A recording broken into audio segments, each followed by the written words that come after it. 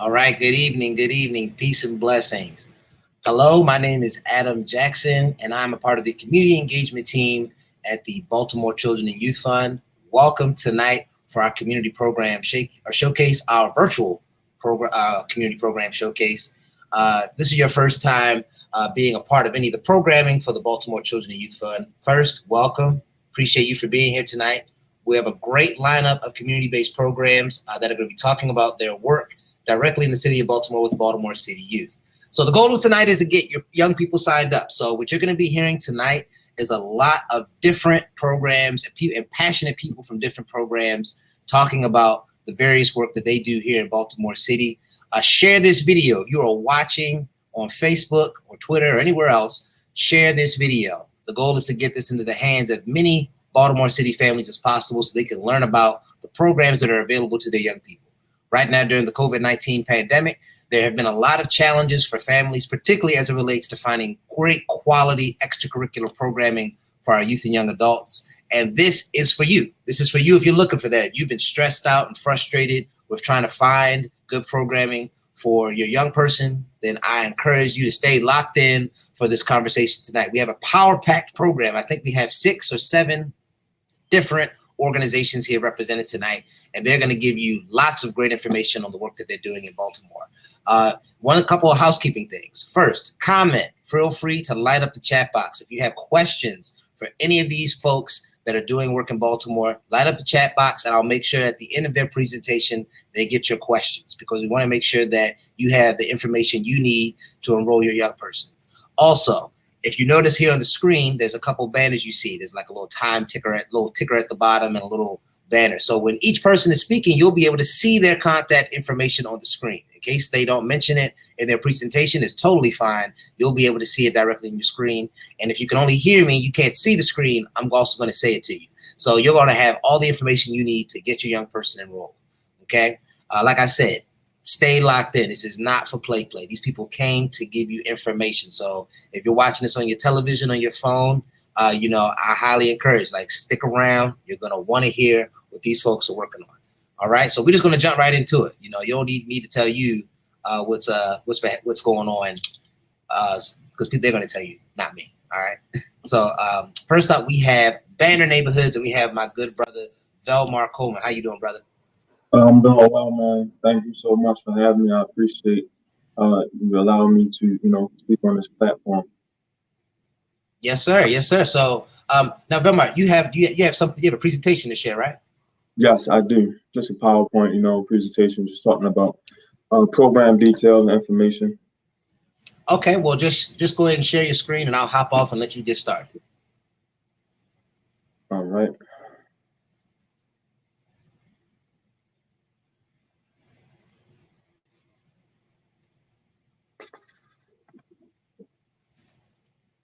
It's to try to deal with these programs, man. It's always an issue with something. Did you share it already? There we go. We got it. Boom. All right. There we go. Is that it? Am I on? I think you have shared you shared your internet screen. So let's try to share the actual presentation. Is there a PowerPoint showing now? Right now we have your internet window. So let's try to share your PowerPoint, like the PowerPoint window. I think you shared the wrong window. Yeah. So just close that out and share your PowerPoint. When it asks you to share the application window, just share your PowerPoint.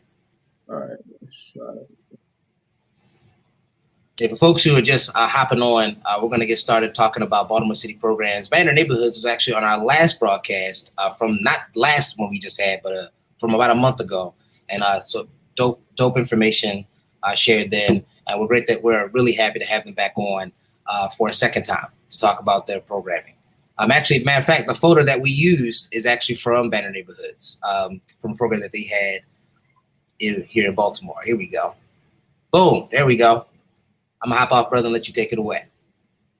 All right. Thanks a lot, man. Sorry for the malfunction, you guys. So this is the Banner Neighborhood sports staff. Unfortunately, all of my coaches weren't able to join because it is a limited amount of people that can be on the call at a time. So I'll just get right into it. My name is Valmar Coleman. I am the program director.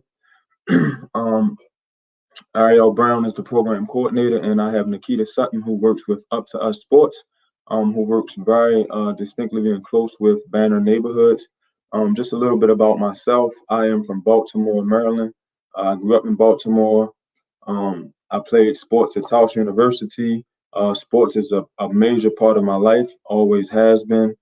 I previously taught in Baltimore City Public Schools for about 5 years, and I am with Banner, or have been with Banner for the last 6 months. I'm excited and very happy that I have the opportunity to work with a bunch of different organizations. BCYF has been a proud sponsor, and you guys have been amazing to our success and everything that we do. So I appreciate that, as well as a host of other organizations. All right, so a little bit about our program. So Banner has been around for about 30 years. We initially started off working with seniors, but we have kind of branched out to work with young adults as well as the youth. So our main goal is to empower East Baltimore with life enriching programs for the youth and adults. Our sports program welcomes novice or experienced players who may not be able to participate in formal sports. We understand that sports is important for every child. It teaches discipline, teamwork, fair play, while kind of developing an active mind as well as body.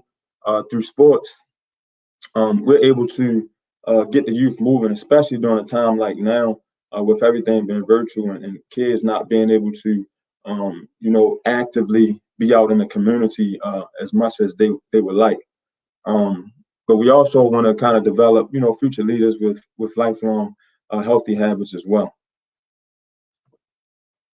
A little bit about our program as far as the sports. We primarily serve grades 3 through 8, with exceptions. Exceptions being a kid might have an early or late birthday rather, and so the age group is from about 9 to 14, but we do accept 15-year-olds depending on if they have a early birthday, or if a kid is in the 3rd grade and is 8 years old and is about to turn 9 years old. So we do have exceptions to that. Our goal is to serve as many youth as possible in East Baltimore community. Primarily, we would like to get at least 250 in a fiscal year. It's been a little bit difficult with everything being virtual, but we have been, increasing our numbers these past few programs. Some of the sports that we have been offering up to date as of right now, since the fiscal year started, is basketball, soccer, tennis, track, field hockey, football, as well as lacrosse. And we look forward to branching off into a few more different sports as time goes by.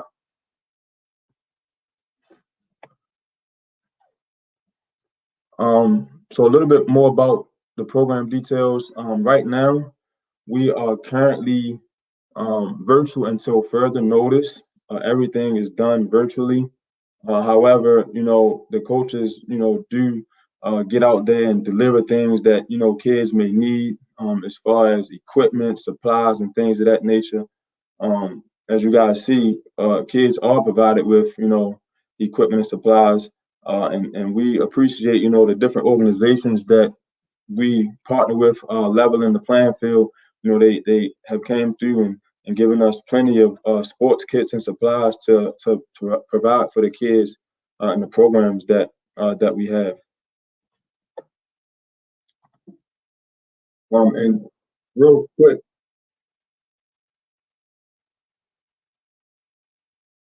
I'm sorry. So real quick, here's 2 videos of some of the kids who were able to utilize some of the sports kits throughout the summertime in our summer program. As you can see, this is some of the supplies that we provided with them. And at the same time, they were able to get outside and be very creative as far as social distancing, but still being able to utilize the sport kits and stay active and try to, get out a little bit. So here's a video of a student named Mariah, and she's just going to explain what she's doing this is some of the techniques that we showed her in our virtual program.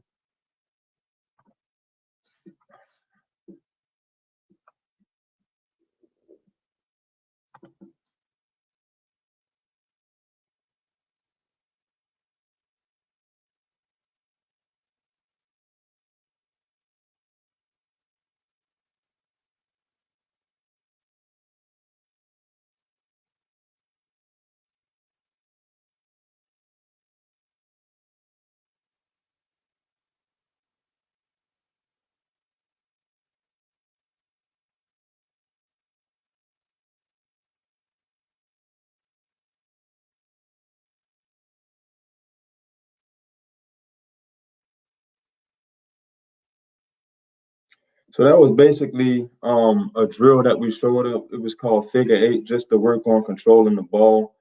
She actually sent a bunch of different videos, working on stretching and just talking about the importance of stretching prior to engaging in physical activities.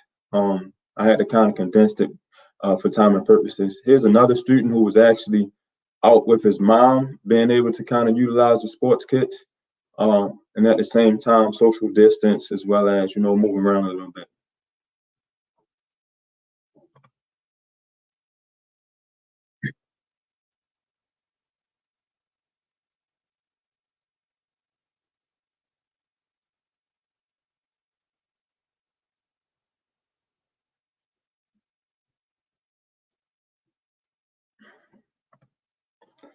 All right, so we do also offer enrichment program.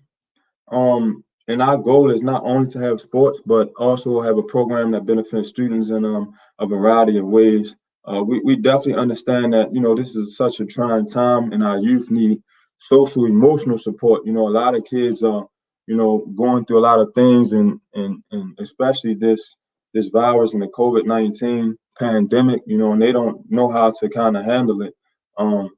And our job is to come in and offer that social, emotional support, just to let them know that everything is okay and it's not their fault. Some kids, are actually blaming themselves that they don't have school and things of that nature, and that they can't see their friends.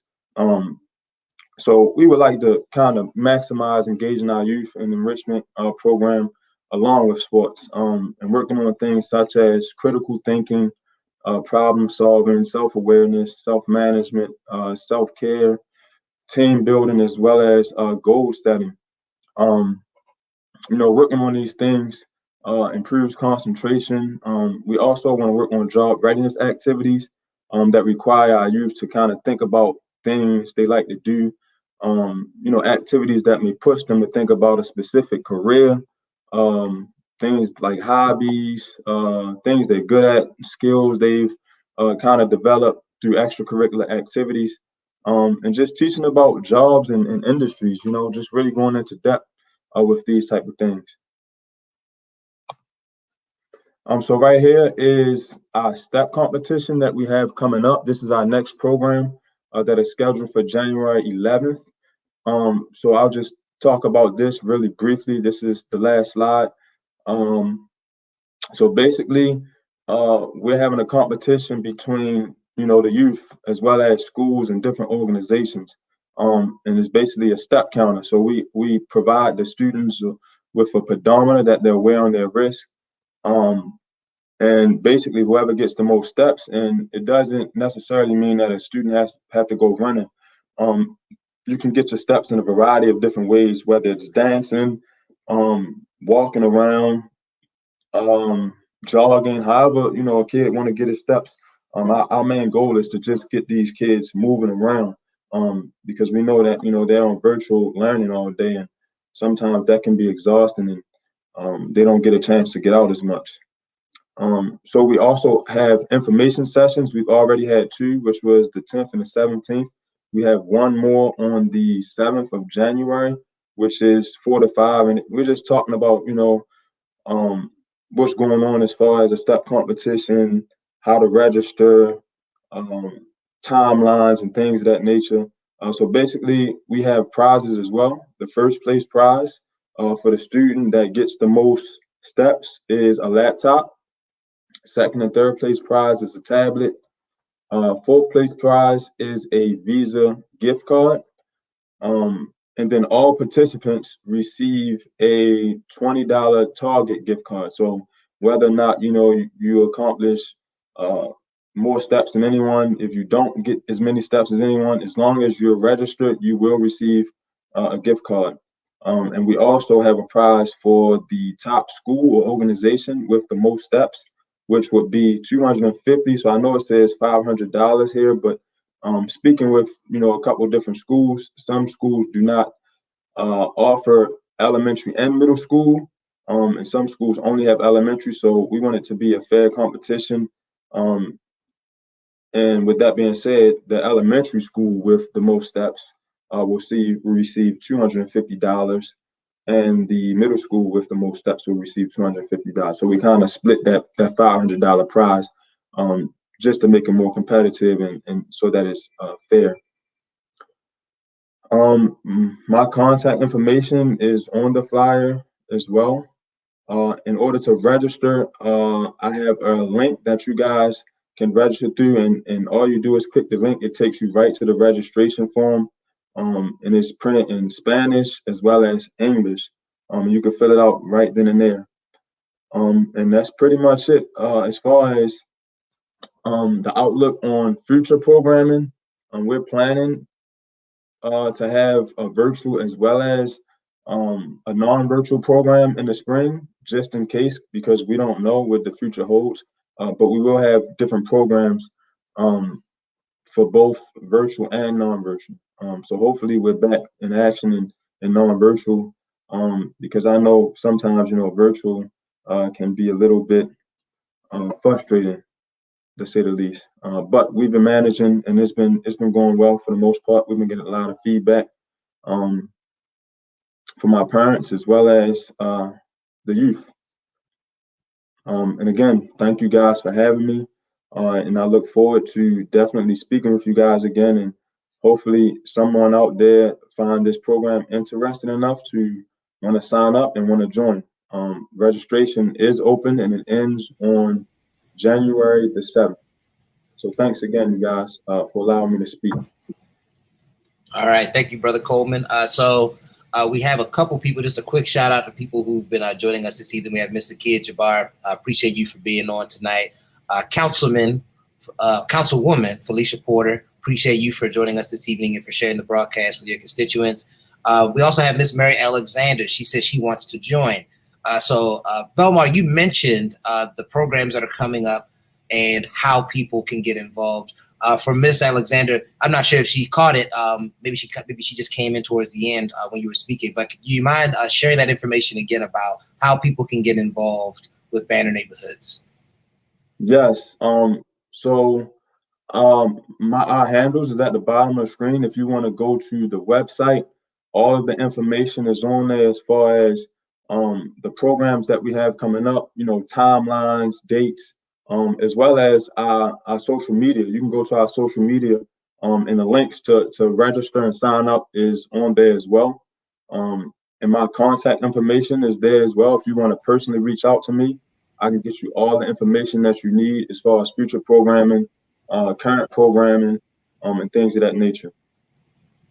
I appreciate that. We also have a comment from Mr. Nathaniel Hicks, who says he definitely wants more information, and he put his email in the chat. So Velmar, just so you have that to reach out to him, because he definitely seems interested. And he also has a question about Parks and Recreation. Is Parks and Recreation involved with Banner Neighborhoods at all, Velmar? So we do partner with Elwood Park. I'm not sure if you guys are familiar with them, which is in the East Baltimore community. So we're a nonprofit, and that's primarily our focus, the East Baltimore community. We actually just branched off into the entire East Baltimore. Before it was just like the zip codes, but now it is the entire East Baltimore. So we would definitely like to get, more partnerships with rec and parks, especially in the East Baltimore community. So that's like a goal of ours and something that we're looking forward to. Got it. Well, thank you, Velmar. Now, again, folks, that was Banner Neighborhoods, Mr. Velmar Coleman presenting. If you want to get in contact with Velmar, his email is on the screen. If you can't see it, is Velmar, VELMAR at bannerneighborhoods.org. You can also reach him by phone at 410-805-5739. Appreciate you, brother. Thank you. Thank you for having me. Absolutely. All right, folks. So we're going to get moving right along. Next up, we have Beadly Speaking, Miss Dion Davidson from Beadly Speaking. Did I say that name right, Miss Dion? Is it Dion? So I've been going by Dion for the past few years, and my mom named me Dion, so I'm officially changed it back to Dion. So you were right, but yeah. Well, if your mama call you Dion, I'm gonna call you Dion. Miss Dion, good to see you. Thank you. Yep. All right. Did you have a presentation you want to share too, right? Yeah, I'm getting it loaded up right now. Trying to figure out how to. Okay, I think you might be breaking up a little bit. If you can still hear me, just make sure you share the button. You hit the share button, just share the PowerPoint window, and it should come right up. Okay. Is it showing? Let me see. I don't see it yet. And try to share the window again. I'll see if I can pull it up for you. Folks, if you haven't had a chance. Only share my screen. Oh. Does it have the application window? I see it, the application window now. Okay. There we go. There we go. Gotcha. Okay. All right. I'm gonna hop on out and let you get to it, Miss Diane. Thank you so much. Hello, everyone. Thank you for stopping in to check out Beadly Speaking. Our jewelry program for kids is called Beadly Speaking Kids. And our vision and our mission for our program is to envision a world where girls are empowered through the arts to feel more confident and to love themselves more fully. Our mission is to promote wellness and confidence among young girls in the Baltimore region and beyond through jewelry making. A little bit about myself and how I got started with jewelry making. I was originally born in Jamaica, and I've been in the United States for close to 30 years now. I am the daughter of a shoemaker. I am the granddaughter of a shoemaker and the daughter of a seamstress. So it's very fitting to work with tools. My mom had a brain aneurysm in 2004, and she had to have several surgeries. And that's pretty much how I got started with jewelry making. I went to Walmart, bought a book, looked at the book, bought some materials, went home, and just practiced making jewelry. And from there, I was able to teach my mom jewelry making to help her heal. That became her therapy. Her memory got better, her fingers and hands became stronger, and her confidence soared. Eventually, as years went by, I was still teaching in Baltimore City Public Schools at the time, and I was referred to teach the Gifted and Talented program, where we had boys and girls in the jewelry making program. Years later, I also worked with the Boys and Girls Club in Park Heights. I worked with summer camps, including working with the Ryan Institute, who spoke yesterday on this platform. And I've also worked with different women organizations in the community. Our program addresses issues that people are facing in the community, and we do so using jewelry making as an avenue to help the young girls and women with self-discovery, self-expression, and healing. And we provide a safe space to have that dialogue as they are working on making their earrings, bracelets, necklaces, and we use all types of materials to accomplish that. How does jewelry making help? Well, it fosters health and wellness and recreation needs, and it's an empowerment piece. So making jewelry is actually developing a hard skill. It helps with anxiety and hyperactivity, also developing fine motor skills, restoration of strength and dexterity in your hands and your finger muscles. It enhances your cognitive skills, such as problem solving and planning, hand-eye coordination, visual motor skills, and absolutely improves self-esteem. And the students are actually going from nothing to something, as in making a tangible product. Our program meets once a week for 1 hour and 30 minutes. We serve second grade through 12th grade students. We provide, like I said, a dialogue with students on topics that are aligned with the weekly projects. And students learn jewelry making techniques to complete 7 projects over the course of 7 weeks. On the 8th week, we have our show and tell, and that's where students actually show what they've made on their own, using the skills that they've acquired. And in the 8th week, we discuss entrepreneurship so that students who want to create their own jewelry line will have access to do that. These are some of the tools that our students actually use.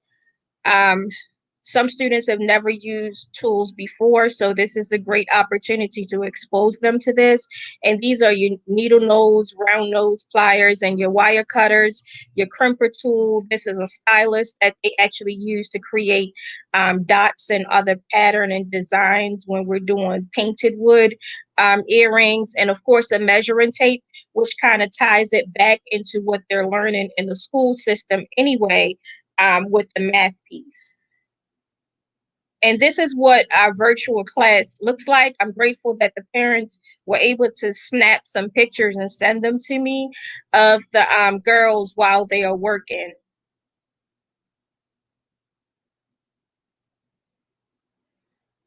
Here are some examples of the work that they did with wire. So in the top corner here, you can see that there is actual wire that's wound on like a spool, and they took that wire with my instruction. I actually only taught this spiral earring design, but as you can see, some of them took it a little further, and they were able to do the treble clef. This is a cat, and even a ring. So just taking one skill and applying it to so much more. That's basically what the students did, and that's some of their amazing work that they submitted to me. Here as well, these are examples of bracelets. So this is memory wire that they use to create. At the top, you have the cuff bracelet. This is the cuff in both pictures. And at the bottom, you have 3 examples of a wrap bracelet, the ones that just wrap around and around on the wrist. So that's some examples of our student work that was produced this past fall. We had 7 weeks of instruction, like I said, and I'll just like to share some of the work that I do. The students have asked how they could participate in an advanced program. So we're also putting together an advanced program for the students who have met certain requirements from this fall's class. And so in the advanced class, they would learn things like this kind of beadwork that I've done. I sold this necklace about 4 years ago or so. And this is a cuff bracelet. And these 2 are examples of painted wood earrings and a camouflage. And then this is also a wire. The stuff on my legs, those are what I call bottomless sandals. And so that would be perfect for summertime for next year for them to learn that beadwork in the advanced class. So what's next for us?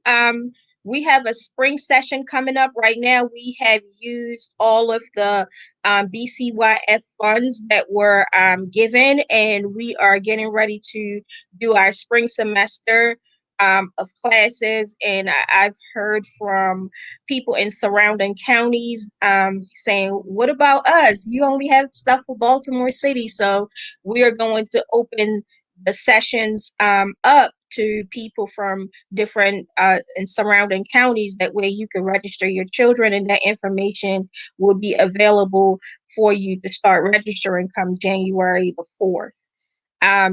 We're going to have a virtual fashion show this spring, and the students featured in that fashion show will be from the fall as well as the spring semester. for that fashion show. We've partnered with a lot of local organizations. Um, as a result of receiving this grant from BCYF, we partnered with Be More Empowered, which is an amazing empowerment organization for young girls. So our vision and mission matched very closely, and we were able to work together to complete this project this past fall. So we're continuing to work with them. We're also partnering with other organizations such as therapists and people who offer PRP services, where they can add our program into what they already have going on. And so there are a couple of other organizations that we're talking to as well, whom we'll be working with in 2021. So if you have a program and you would like to add Beadly Speaking to that existing program to provide this service to your students, we'll be happy to do so. Keep us in mind. And the way you can find us, we're on Instagram and Twitter as at Beadly Speaking, and we're on Facebook at Beadly Speaking Jewelry. Our email is beadlyspeaking@gmail.com. I don't know if I said my website, but it's beadlyspeakingjewelry.com, and our phone number is 240-435-2115. If you would like to make a donation to help us foster our program for the students, you could do so at our fiscal sponsors website at bemoreempowered.org and select donate to Beadly Speaking Kids.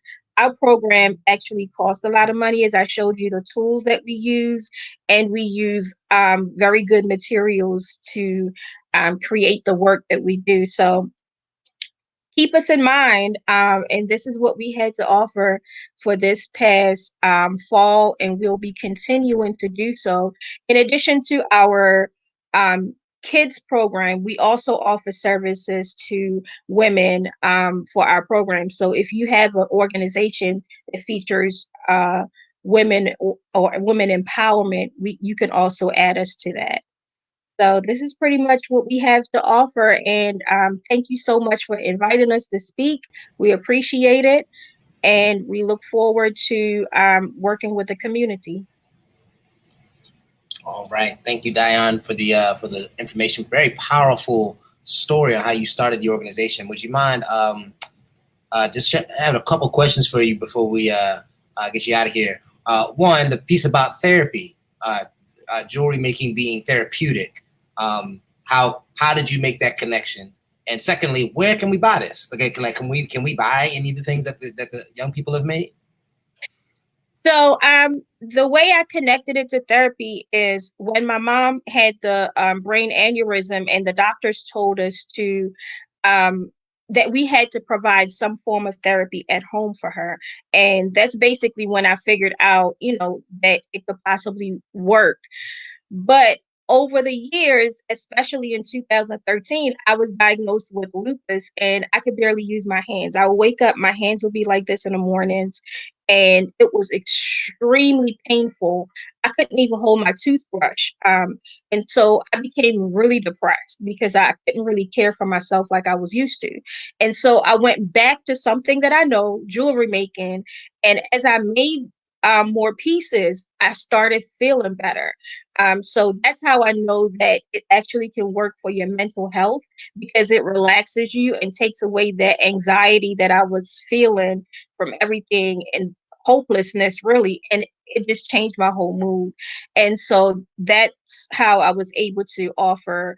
And I used to offer girls' night at my house where my friends come over and we make jewelry and talk and have all those things. So right now, the students' work that they made, some of them plan to sell it, and some of them plan to mainly give it away as gifts for the holidays that are coming up. But in the future, we're going to have it where the stuff that they made can be sold, and like we're doing a spring fashion show that will be available in the spring fashion show. As far as my work, everything I make, I put on my website. You could find pieces there that I have. I've uploaded some new things on there. So you could go to beadlyspeakingjewelry.com and you can see my work. Yes, ma'am. Okay, we got a few shout outs for you before we get you out of here. We have Mr. Gerard Ridgway. Hey, Dion. Oh, that's my nephew. Hey, nephew. We also have Shay Sharp. Another hey, Dion on the Hey, joint. Shay. You got folks in here. She's saying a great presentation, and I agree. Dope. Appreciate that. Thank you. Andrea Cole, great job, Dion. We also have Tonya Shelby, awesome job, Dion. Yeah, oh you got the. That's my professor at Towson. I got an A in her class this semester. I'm working on my master's in teaching. Oh my gosh! Wow. Yeah, you got the whole fan. People came to see you clearly. I appreciate it. Thank you all so much. And Miss Alexander says it's an amazing program. Unique Fabrics has free sewing classes, and she thinks there's a connection between your programs. She's gonna hit you up. Check your email. Absolutely. Yes.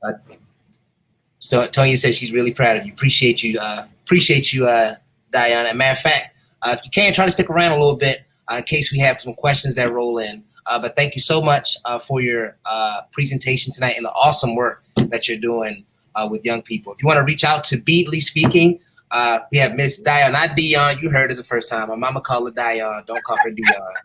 You heard her the first time. Miss Dion Davidson. You can reach out to her by email at beadlyspeaking@gmail.com. You can also reach her by phone at 240-435-2115, and also go to their website at www.beadlyspeakingjewelry.com. Thank you so much, Dion. Appreciate you tonight. Thank you. All right, folks. I gotta buy some of that jewelry for Christmas. I mean, I'm already doing late Christmas shopping. But also appreciate you for checking in, Dr. John Brothers from T. Rowe Price. Thank you so much for checking in this evening. So up next, we have Beautiful Butterflies and Miss Alicia James presenting. So Alicia, how are you doing this evening? I'm well, and yourself? Good. Did I say, is it Alicia or Alicia? I always see it as Alicia. So it's Alicia Joins. See, I'm already up. You were close. Alicia, okay, well, appreciate you. You have a presentation to share so I can put it up on screen for folks? I do. Let's see how we do this. Share screen. Okay. And application. I should pull right up and we should get you on. If you're just tuning in this evening, you are watching the community program showcase for the Baltimore Children Youth Fund.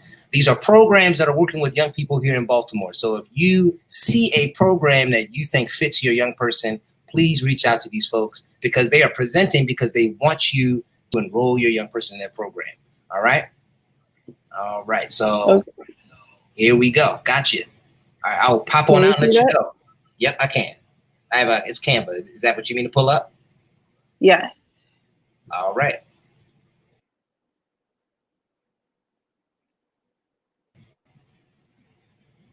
Okay, so it's showing on my screen, but I can't see that you can see it. Oh, you know what? I think you might have shared the wrong window because this just has canva.com. It doesn't have the presentation. Okay, so how do we? So let me remove. Okay. Stop. Okay, let's see. Let's escape. All right. So let's see. Try this again.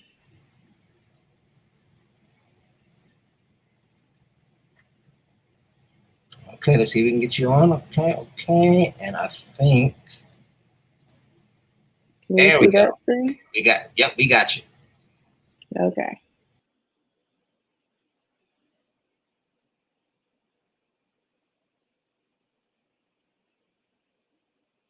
Okay. How about now? Yep, you're good to go. Okay. So it didn't look like it went to full screen. Oh, it's delayed. Okay.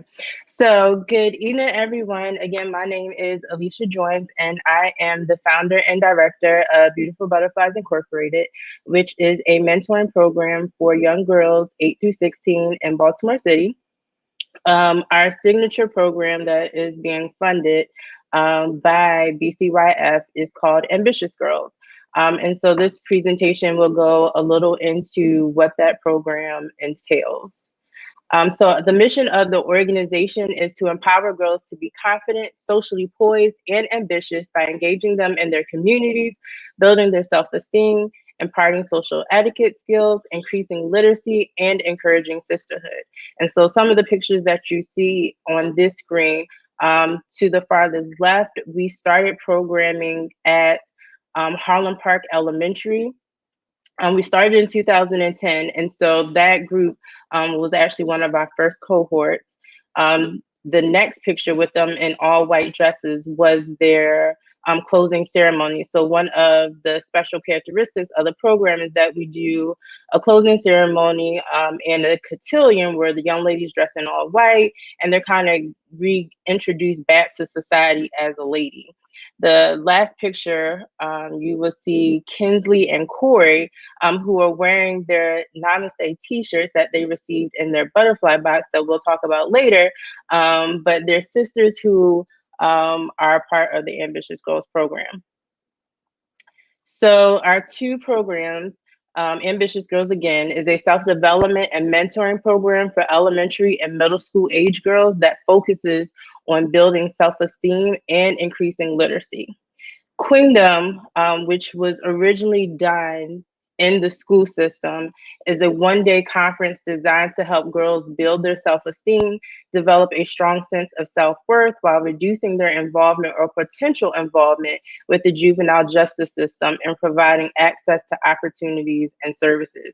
And so Queendom came from just girls having a lack of resources.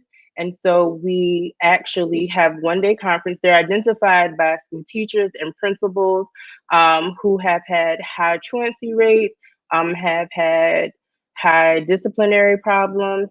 And so it's a targeted set of girls who are invited to this conference.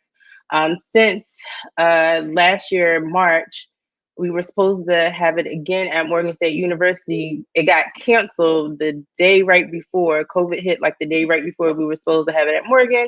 And so this year we are going virtual. So I'm really excited about that.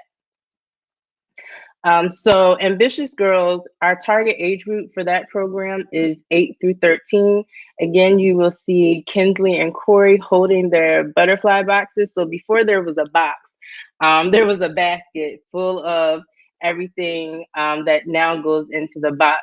But we focus heavily on increasing literacy rates among participants. This year, we are investing in software to increase reading and comprehension levels of our participants. As a Morgan State English major graduate, reading and literacy are very near and dear to my heart. And so reading is definitely something that is infused in any program that I ever put together. So as you can see in this picture, participants also receive monthly curated boxes called the Butterfly Box.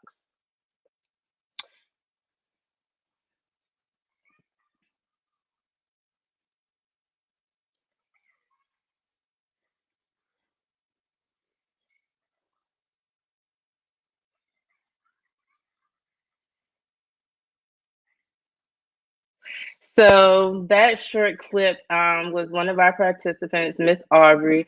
She was so excited about the AR on the mask because AR actually is her initials. So a lot of things that are in the curated box are personalized for our girls. If you can look at the picture on the right, you will actually see the actual butterfly box itself. And so here is what the box actually looks like. And then you will see to the left what the last box entailed. And so that was our November box, which was for girl power. We did the Kamala Harris book, Grace Goes to Washington, and several other. There's always a STEM, there's always arts and crafts. They get T-shirts with inspirational messages on them. And so each box is definitely curated to empower girls according to whatever the theme for the month. And so November's theme was girl power. After, so before the boxes are mailed out every month, and we meet every third Saturday of the month. And so during our virtual sessions, we'll go over whatever book was given to them in the box, and we do lessons. And so November's lesson was about the election process and the women's suffrage movement. So, as I mentioned before, Queendom is our one-day conference for high school young ladies. If you look in between some of the letters, you might recognize some of Baltimore's heavy hitters.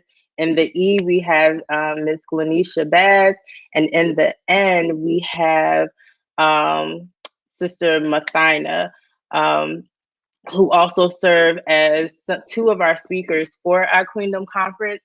This year, it will be held again in March, and so we are going to start doing the solicitation process for speakers and sponsors, because even though it's virtual, it is still a very expensive endeavor. So this is just a short clip of Queendom.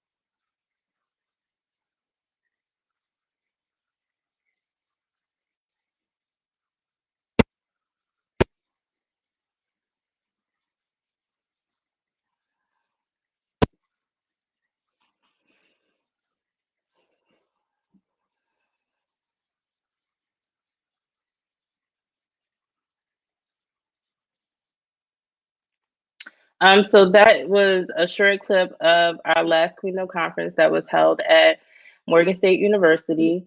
One of the things that we did not get to go into is we do have a program for our high school girls. Unfortunately, because COVID hit, we were actually going to take our high school cohort to South Africa. And so that trip did not end up happening. And so they actually ended up receiving a curated box from Izzy and Liv, who actually did a travel box for them. So all the things that, you know, some of the beading, necklaces, and shirts that they would have got while they were in South Africa, they actually received through that box. So this is the end of my presentation, and I do want to thank everyone for their time and attention. I also want to personally thank the Baltimore Children Youth Fund for sponsoring Beautiful Butterflies this year. It goes a very long way. So Adam, I am going to come back to you. All right. Appreciate you. That looked super dope. I think, you know, I was trying to hear, but I don't know if the sound was on, but the video looked fantastic. Appreciate the work that you're doing here in Baltimore. Yeah, we have a couple folks. Miss Diane shouted you out saying, awesome, Miss Tonya Shelby. Really nice. The literacy emphasis for the program. Really, Miss Alexander really loved that too. Can you talk about over the years, the kind, like, where do you find yourself recruiting young people from? Like, how do you, like, what is your tactic to get folks enrolled in your program? So we actually do targeted programming. So we actually used to go to specific schools, and we would ask the principals to, you know, identify the students who have had disciplinary problems, because most of the time programs focus on the kids who are the good kids, so to speak. And so we want to really take those kids who have kind of been left behind and make sure that they have, access to resources and guided attention as well. And so even from my earliest girl, we don't just have them for the year. We follow our girls all the way through the process. So I just had probably one of my first young ladies just graduated high school about 2 years ago, and she's a sophomore now in college. And so, it was a beautiful thing that, myself, as well as some other of the mentors, were able to be at her graduation. And so we're looking forward. We have about 2 more girls who are graduating this year from out of the program. And I did see that somebody had said something about literacy, and literacy is very big to us. And so if you can see, but this is a part of some of the books that we are actually on our reading list for this year. So we actually try to choose books that have strong female protagonists, because we want to empower the girls to be leaders, and representation is important. And so I'm so thankful. I'm not sure if Felicia is still on, but my MERS sister, the new Councilwoman Porter, is one of those examples of what it means to be represented. And so we try to give girls those empowering figures. We do Tuesday night broadcasts once a month where we have women from the community come and just share words of wisdom with the girls on a live social media broadcast. Awesome. This sounds like a really empowering program for young women. I'm glad that I'm really glad you're doing this work. And I've heard so many programs that focus specifically on young women, but when I talk to other people about them, most people don't know that these programs exist. And so I really think it's awesome that you're doing what you're doing. And it sounds, especially with the books, like I was like focusing on female protagonists. Like it sounds simple, but there's not a lot of emphasis on that in our school system sometimes. And I want to say the girls get to keep the books. So when we first started out, we actually had a connection with Enoch Pratt Library, where the girls at some points, they just got to check the books out. But now, due to funding like BCYF, the girls actually get to keep the books. And so we're trying to build libraries in the lives of these young ladies. We're definitely also focused on creating Black girls in different career paths. And so STEM is one of those big things that we're looking forward to now. And so December, our theme is STEM. And so all the girls will receive chemistry kits in their butterfly box, along with Black women in science. And so we're trying to create, memorable moments and give them the resources that they need to see different pathways that they might not necessarily be exposed to otherwise. Dope. So you've heard about it here, Beautiful Butterflies Incorporated, Miss Alicia Haynes James. JC, I'm already. What is going on with my computer tonight? Good Lord. I don't know, because that should be an L. My fault. Joins. Ignore my pandemic brain. Alicia joins. She's actually from Beautiful Butterflies Incorporated. If you want to reach out to her, send an email to beautifulbutterflies10@gmail.com. You can also reach her by phone at 410-591-1332. Catch them on all social media. And also you can go check out their website at www.beautifulbutterfliesinc.com. Thank you, Alicia. Appreciate you tonight. Thank you so much. I gotta excuse my mouth and my words and my head. It's the pandemic. Don't hold me to such high standards, people. But thank you, Alicia, for your contributions tonight. So up next we have Conscious Heads Barbershop, and I think we have Meridian Sky. I don't know if you have your camera on yet, Meridian, but we have Conscious Heads Barbershop talking about their program tonight. Meridian, how you doing? I am well, and I'm with Empowering Communities Black by Black. Yeah. People, I'll talk about it. I'll bring you back up in a second there. Hold on 1 second. Sorry about that, people. We might have to come back to Conscious Heads, but we're gonna move right along alphabetically to DewMore Baltimore, and we have Mr. Slangston Hughes from DewMore Baltimore. So Slangston, are you on here tonight? I think I see you right here, Brother Slangston. It's like that if you're talking or if you trying to communicate, can't see your mic, can't see you or hear you. So try to turn on your camera and your microphone, good brother. All right. Okay, we'll come back to him. Okay, so moving right along, we'll come back to DewMore Baltimore, a poetry organization. We're doing great work in Baltimore. But next, we're going to come to Eden 2. So let's see. We have... Is that Meridian? Matter of fact. Oh, wait. We're going to come back to DewMore. Sorry, guys. Sorry. Back to DewMore. There we go. Sorry, I was sorry, man. I thought there was going to be another person before me, so I was I had like run and put the computer back where it was before I turned the camera on. But yeah. All good, man. All good. So appreciate you for being here tonight, man. No problem.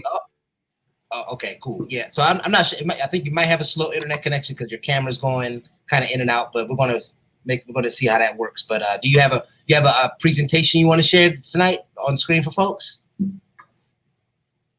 Yes. A real quick one. I'm going to be brief, and then I'm actually going to hand the mic over to one of our youth participants to present on the second half. The DewMore Baltimore is a community-based organization. We're dedicated to using art and community organizing as tools to increase community engagement in the greater Baltimore community. We exist to address apathy in marginalized communities where we are supported by community members, educators, artists, and people like you who believe in the power of community and the importance of youth voice. Specifically, we use spoken word poetry as a platform to create ways for youth to voice their voice, to be catalysts for the changes they want to see in their communities through the art of spoken word poetry, to be a catalyst to cultivate youth voice in a myriad of ways. Our main programs are the Baltimore City Youth Poetry Team, the Youth Poet Laureate Program, our clubs that are usually in schools but are now virtual, of course, in 2020. And then we have our youth engagement who do open mics that are virtual for 2020 as well. And our biggest task has been, of course, in 2020, finding ways to use virtual platforms to continue to create ways that youth can actualize their voice through the art of poetry. And so what we've been able to do is not just engage in platforms that are virtual, but find ways to make the virtual as personal as possible. And so some ways that we have been doing that recently are through our virtual poetry clubs, with the theme being unmute.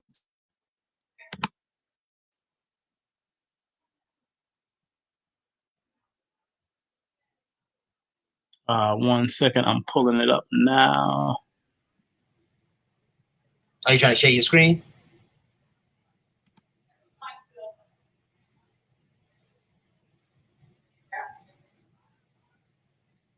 Hey, Slankson, are you trying to share your screen?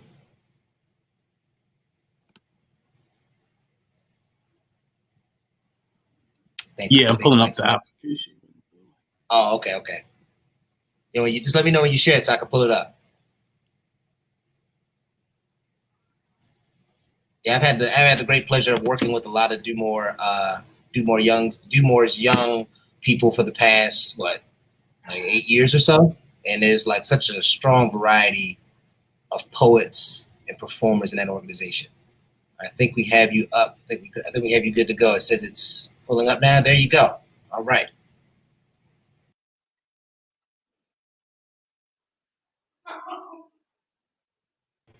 Hey, Slankson, it's up on the screen, so you can go right ahead.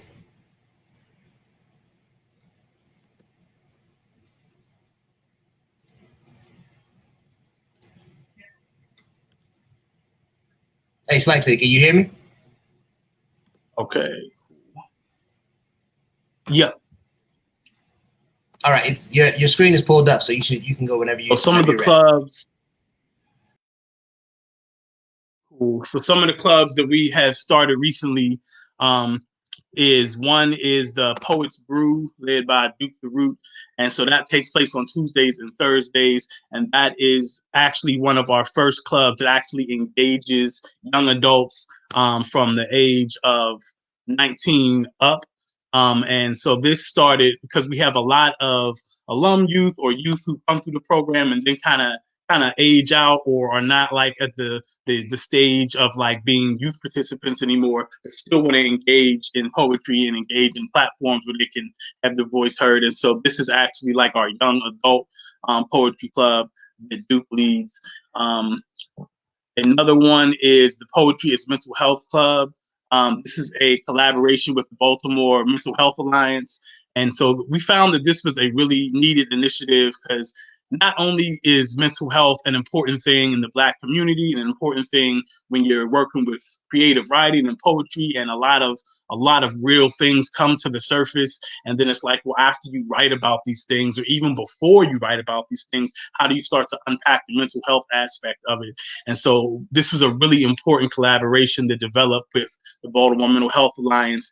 And that's really been also a really big focus during the pandemic, because mental health is such an important thing when we're dealing with all this and our youth are dealing with all this. And so finding ways that poetry can be a way to cultivate not just what we're feeling, but ways to navigate through those things in a healthy manner in terms of mental health. And so that happens on the first and fourth Sundays, and they do a writing session, and then they do a live event. And then another one, we were able to do 6 poetry challenges where youth were able, between 5th and 12th grade, were able to submit poetry. And we had different winners throughout the summer. And so we have the last challenge is actually taking place right now. You can go on our Instagram page at DewMore Poetry to see more details about that and how youth can submit their poetry to win a prize and also get their poem highlighted on all of our platforms. Another tie-in with the mental health piece, we were able to start sending out self-care packages to our youth participants, sending it to their homes so that they can not only engage with us virtually, but also provide them with some actual tangible things they can touch, some things they can write, some crystals, some tea, some journals they can journal in. A lot of different really awesome things are in the self-care kit. Another club is the World Poetry Tour, led by one of our teaching artists, Ephraim Nehemiah. This is a club where from middle school to young adult age, you can engage virtually in a way that helps to expose you to the culture and the poetry in different places around the country and around the world. One advantage of so many things being virtual is that you can actually go and engage with audiences that you usually couldn't before. That you can go to a open mic in Paris or Los Angeles or Canada just as easy as you can in Baltimore, just by logging on to wherever it's taking place on whatever virtual platform. So this is a club where they actually go to different locations and engage with getting their work out there and hearing poets from different places around the country and the world in the World Tour Club. Another club that is underway is, I already talked about that one. So yeah, those are the clubs that we are doing virtually right now. And we're still continuing to try and use the virtual platform as much as possible to not just be like, hey, here's poetry you can do on Instagram or on Facebook Live, but ways to, again, make the virtual as personal as possible. Because one thing that's been happening in the poetry world during the pandemic is that poetry is definitely flourishing in the virtual world, but ways to make it be as connective as it feels when you're doing poetry live is the challenge with the virtual platform on the poetry side of things. And I think the best way to highlight what our youth have been doing and creating is to actually pass the microphone over to one of them.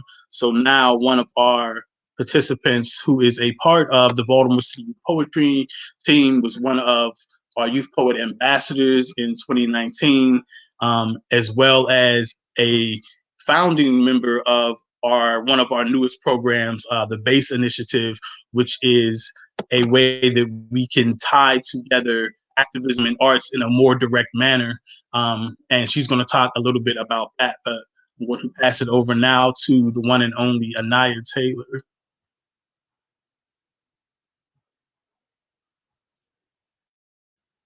Hey, hi. Hello. It is nice to not see but know everyone is here. Thank you guys for having me. So I'm gonna kick it off with a poem, if that's all right, with everyone.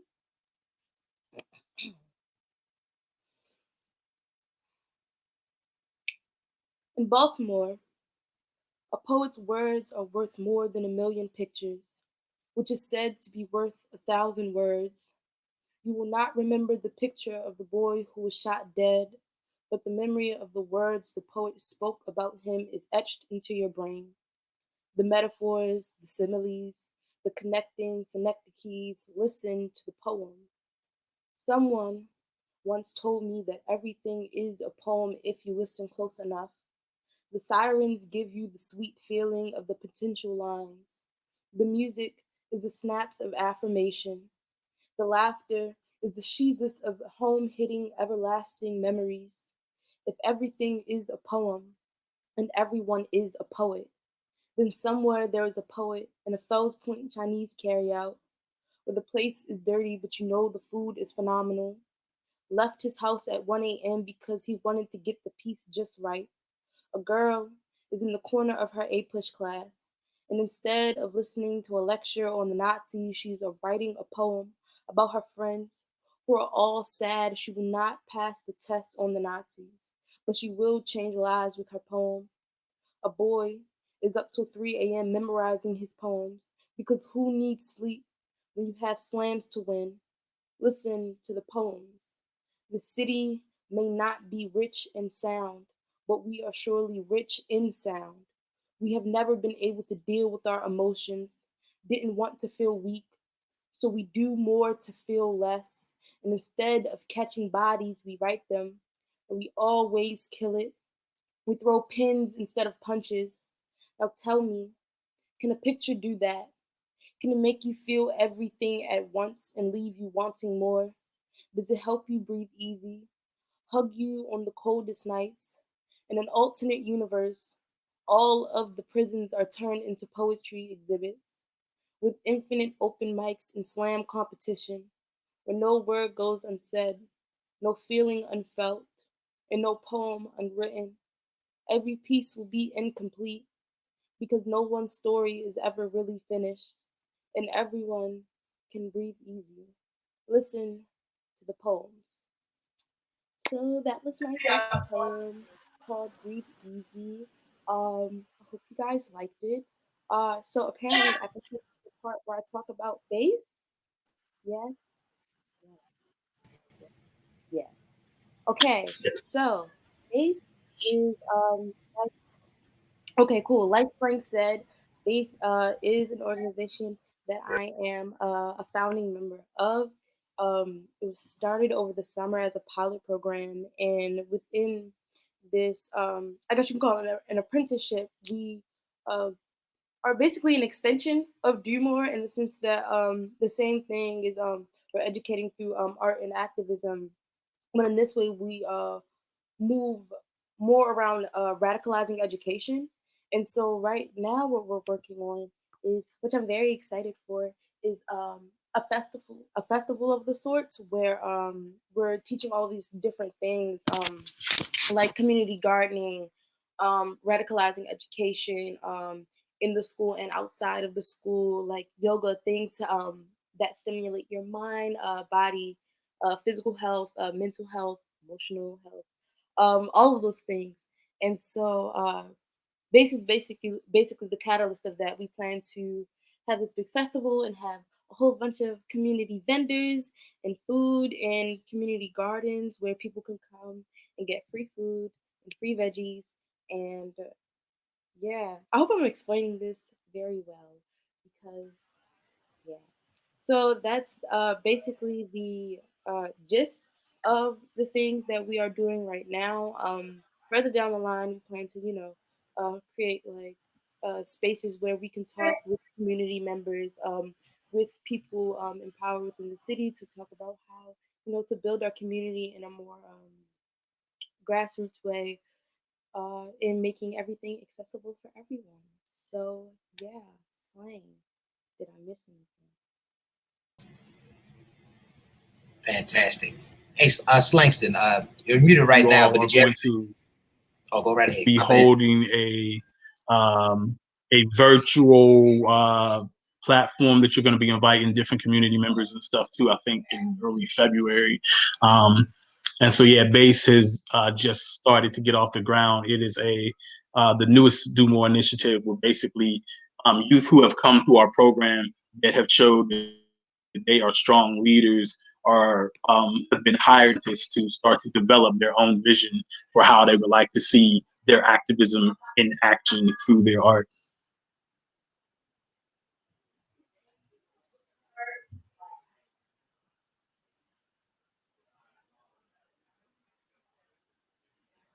All right, I was muted. Sorry, I meant to say, Anaya, I wanted to give you some snaps because I know we can't be at slams right now, but that was dope. That was dope.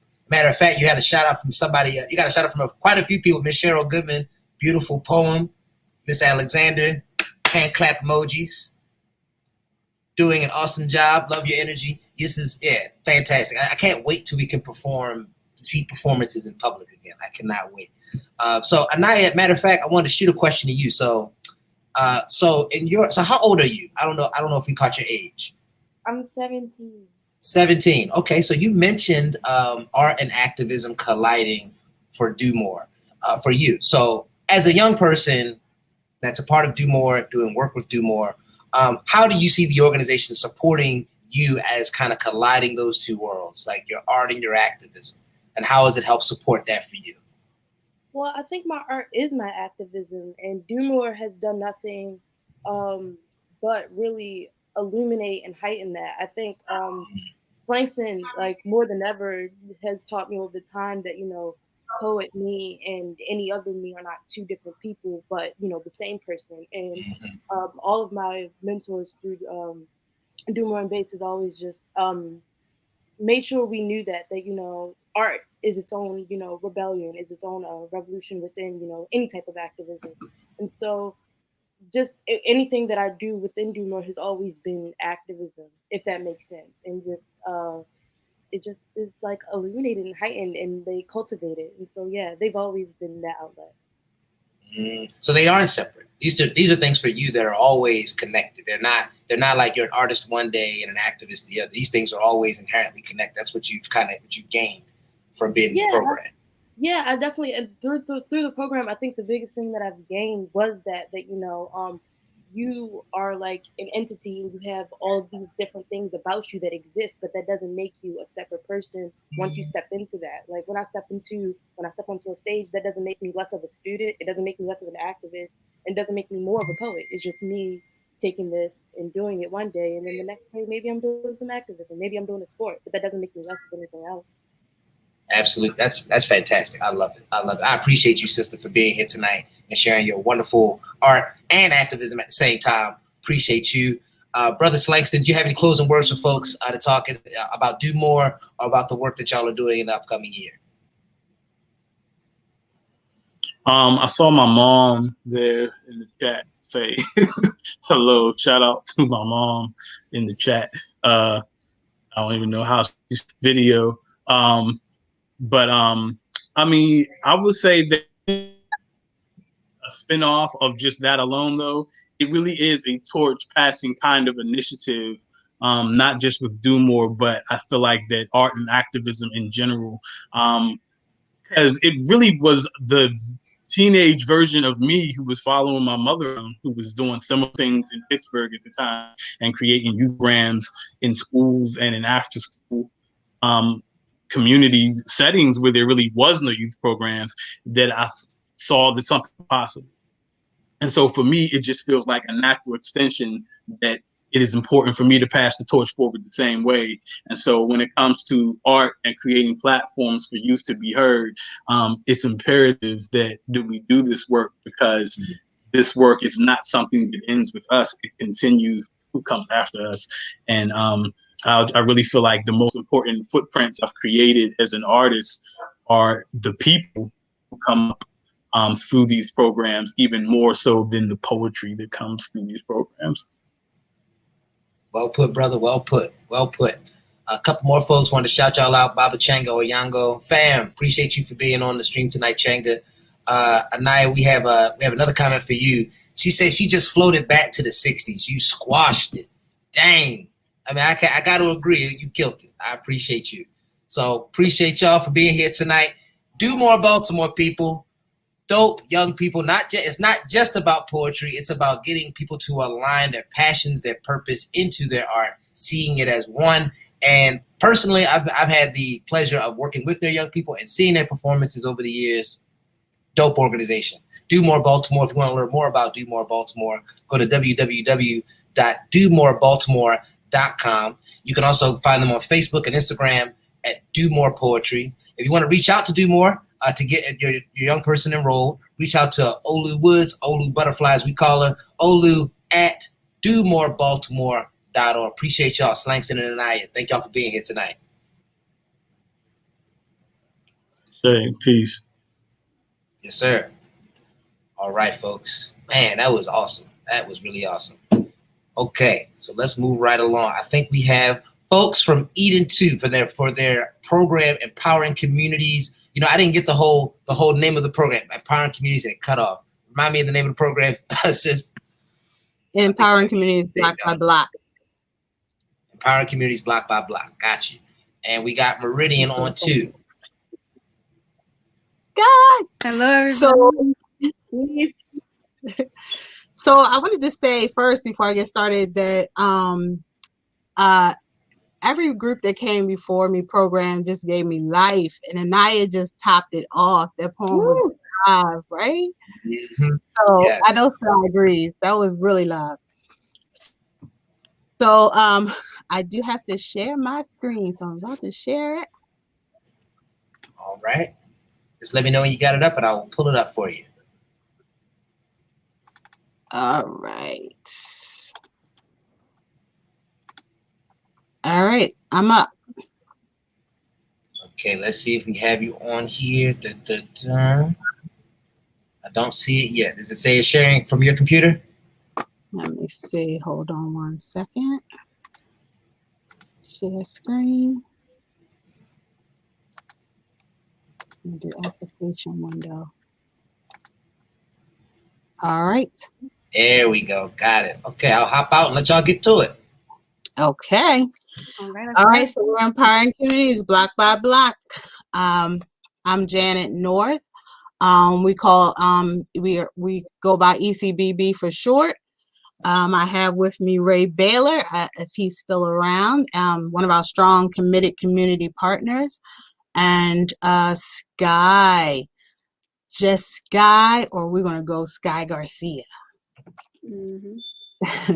So I want to just quickly go through our mission, and that's basically to engage and empower youth to step into leadership roles within their communities, which will help forge closer social networks that together can improve the social, economic, and social environmental climate in their communities. So just briefly, ACBB is a blend between the sciences and the arts. I've always been in favor of both. On the one side, I'm a researcher. On the other side, I'm a writer. And sometimes I do a little painting. So I like to blend them together. It makes more sense.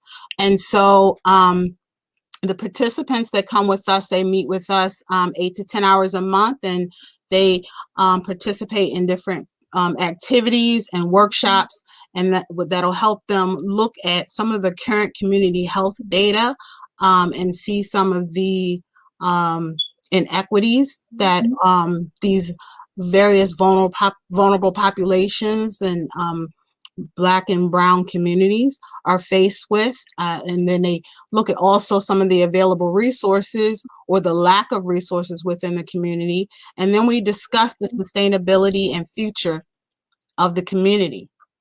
So the participants then, after we look at this data and we kind of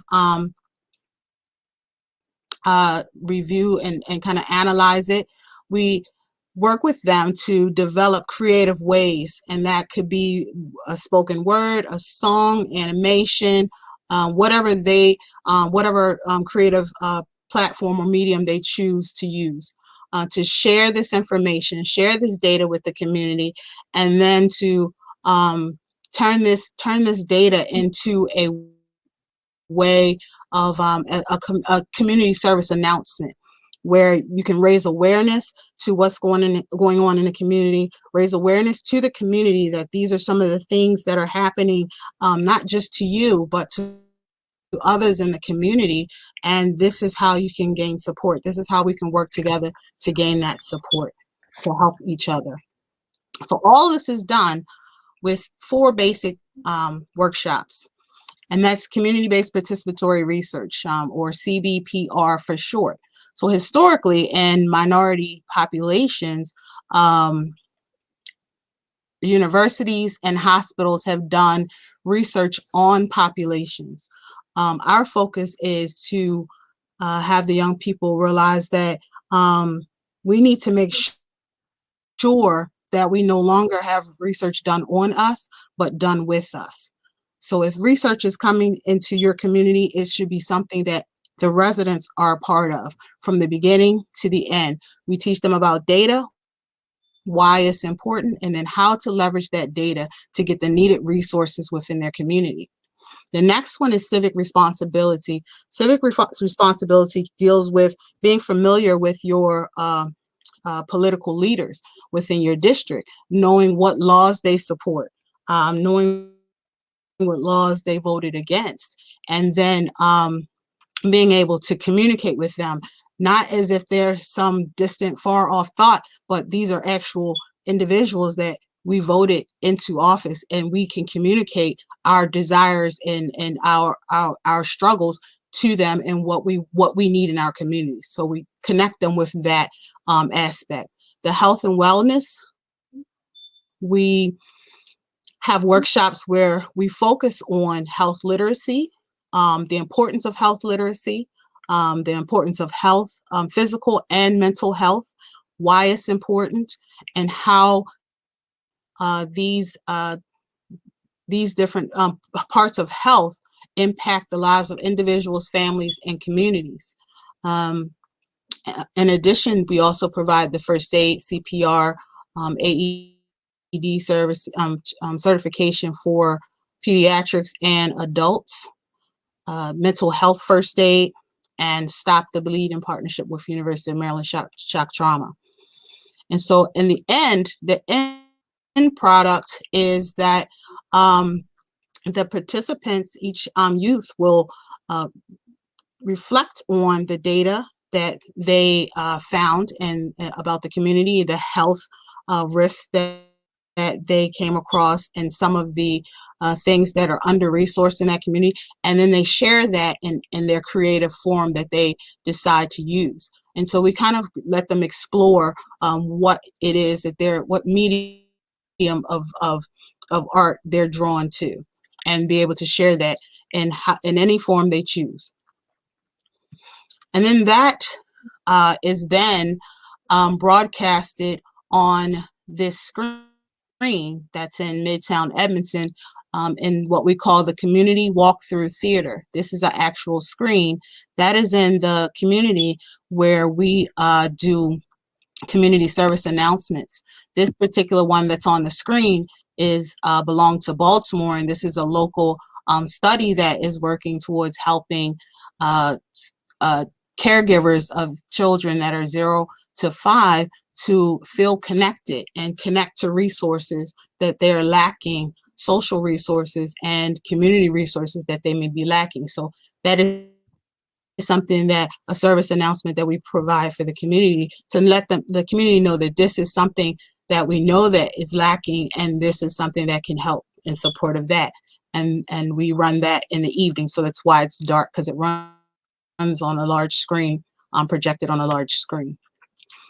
So 2 things that we decided to add this year that we did not have last year was successful goal setting, especially since we're working on a virtual platform. It offers us a better opportunity opportunity to work with the individuals on some of the goals they want to set. We're on focusing on goals they want to set personally, as far as their family and for their communities. Another thing is emergency preparedness. As we all know, that globally and especially nationally, we were ill prepared for what we are experiencing right now. So as individuals, we want young people to even know at this young age that you need to prepare for natural disasters and even possible man-made disasters.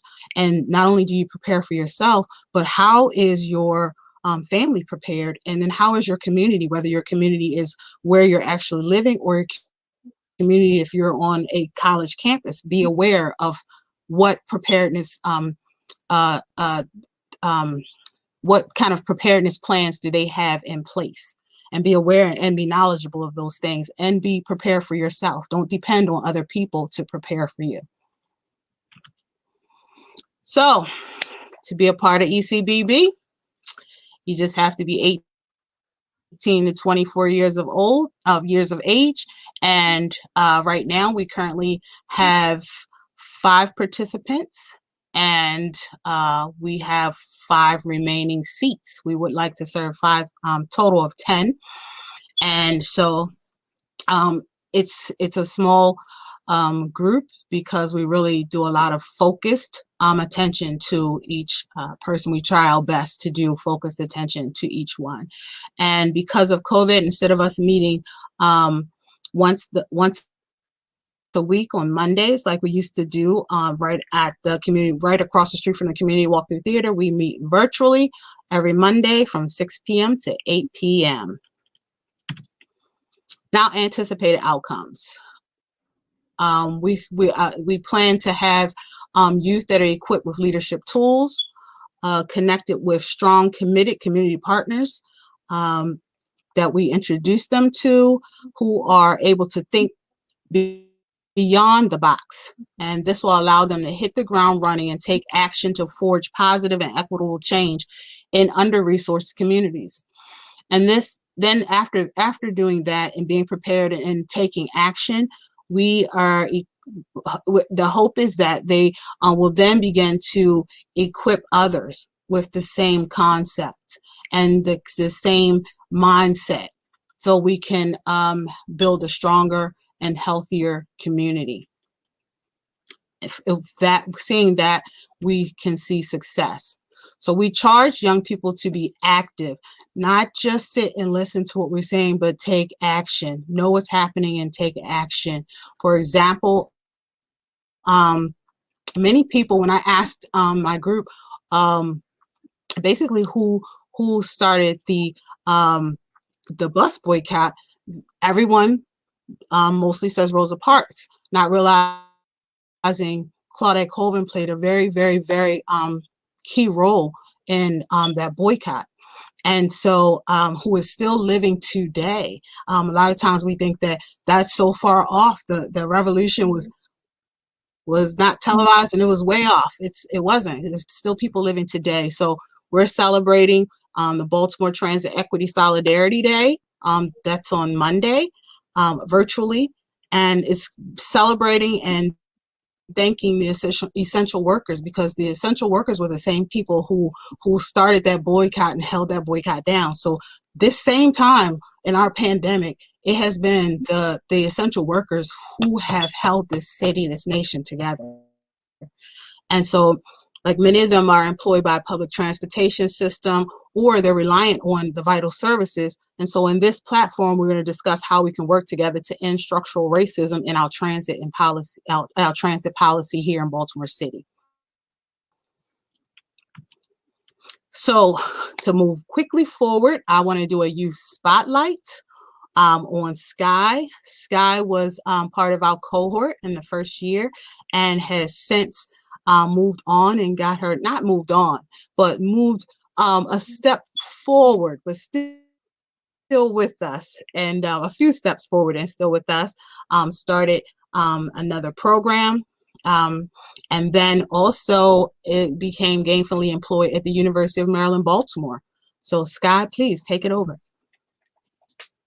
Hello. Thank you, Janet, for that introduction. So yes, my name is Meridian Sky, and I was a participant and I'm still a part of the work with Empowering Communities Block by Block. Really, I just want to share a story about how, as Janet said, I was able to receive my own opportunities through inspiration with a mentor such as herself.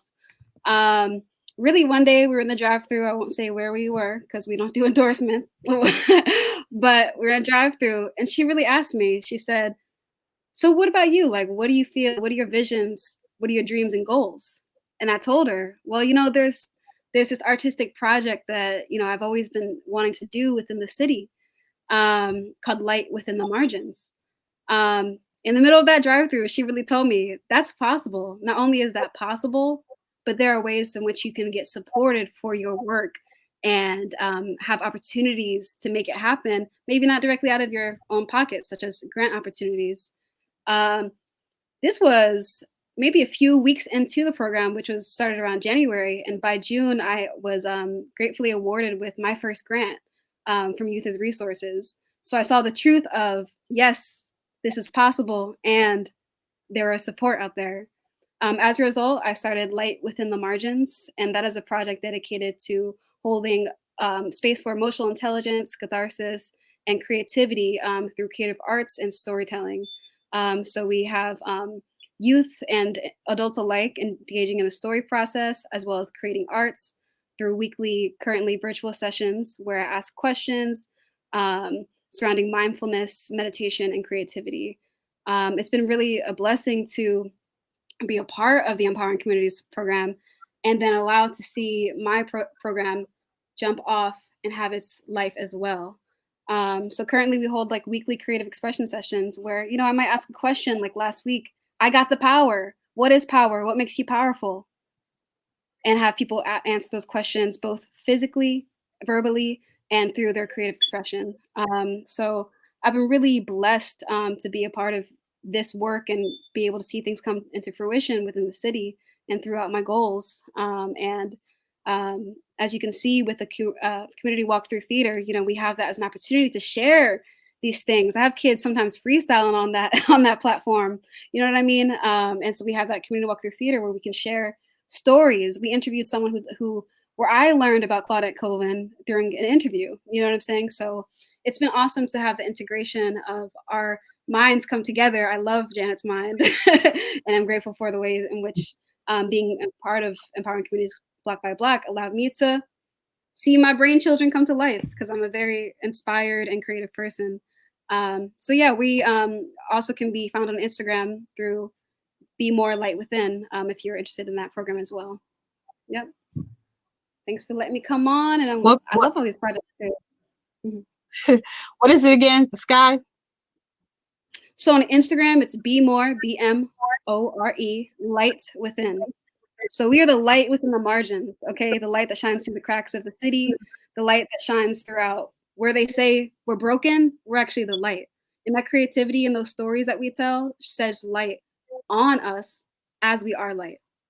So I'm very blessed to be a part of this project. I'm blessed to have been able to birth it. It was in my mind for a while. And honestly, like I've foresaw so many barriers until in that drive-through, about to get my tenders, Janet said, this is possible.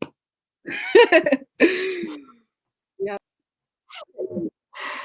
All right. I just want to say thank you. Thank you, BCYF, for being there for us and just being supportive on so many levels, just not even financial, but just with programs, with the follow-ups, with so much, and our fiscal sponsors, Fusion, just so heavily involved to the point where it's like holding our hands, and I really appreciate that. It's been a lifesaver. That's it for me. All right. So appreciate you for the conversation. Matter of fact, that was pretty dope. So help me again. I looked it up on Instagram. Be More Light Within, Sky. Yes, indeed. Yep. Okay, and light within the margin. So wait a minute. So help me understand. So what do you see that as directly connected to your work with empowering communities, blah, blah, blah? Yes. You birthed it out of that experience with the organization? So the idea came before the organization.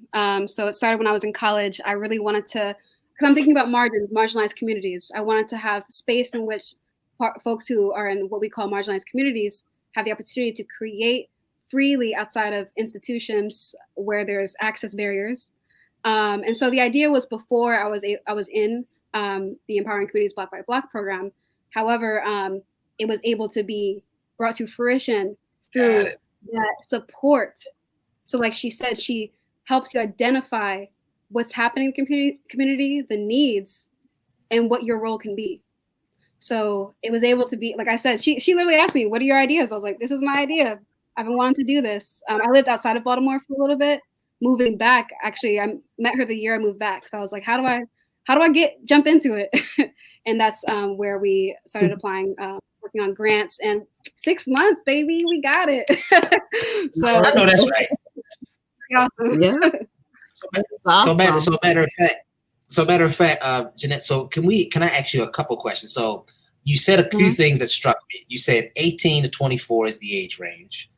And you said you intentionally keep it small. You don't want a large group. Can you help folks who are listening, who are thinking about, joining up with the program? Why that emphasis? Why the small groups? And because what it sounds like to me, someone that does like political advocacy in my other capacity, it's like taking people from like an idea to getting them involved, making their ideas blossom, just like with Sky, and then eventually advocates in their community.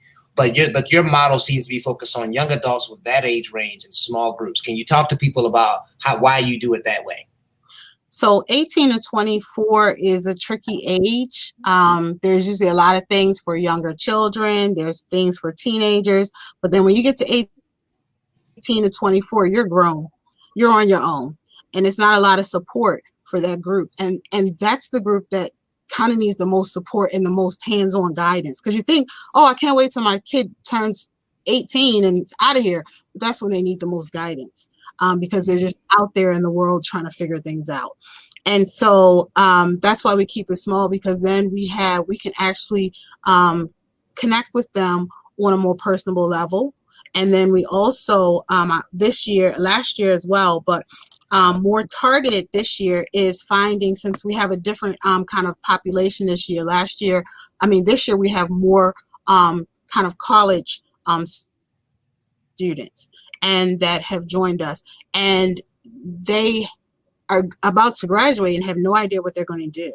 So the focus for me this year is to find them mentors in that field, to say, this is what it's going to look like if you're in this field. These are the opportunities. This is the kind of money you can make, or maybe you need to move on to a higher degree if you want to make that kind of money in this field. But it gives them more direction. So I'm looking for social workers, I'm looking for artists, I'm looking for graphic designers, all these to be specific mentors that will be committed to be with them for a year. And so if you have that commitment, Sky and I have been together all this time, and believe you me, we have ups and downs and roller coaster rides. We have emotional scenes and everything. So you have to be committed to be with that individual regardless of what it is going on. And that's the type of people I want to help them with, because they need that. Powerful. Matter of fact, we had a question about the program. There was a question from Miss Mary Alexander. She said, when COVID is not in play, where do you meet? She didn't catch the location. So if assuming coronavirus ends at some point, how do you usually administer the program? Is it in person? How do y'all conduct the program? So it's we conducted. So interesting. We only targeted before a specific zip code, and that was in Midtown Edmondson. And that is on the exact address is 734 Monroe Street, directly across from where we do the screening of the community walkthrough theater. And so we meet at that location. However, because we were on the virtual platform, we were able to reach a broader population.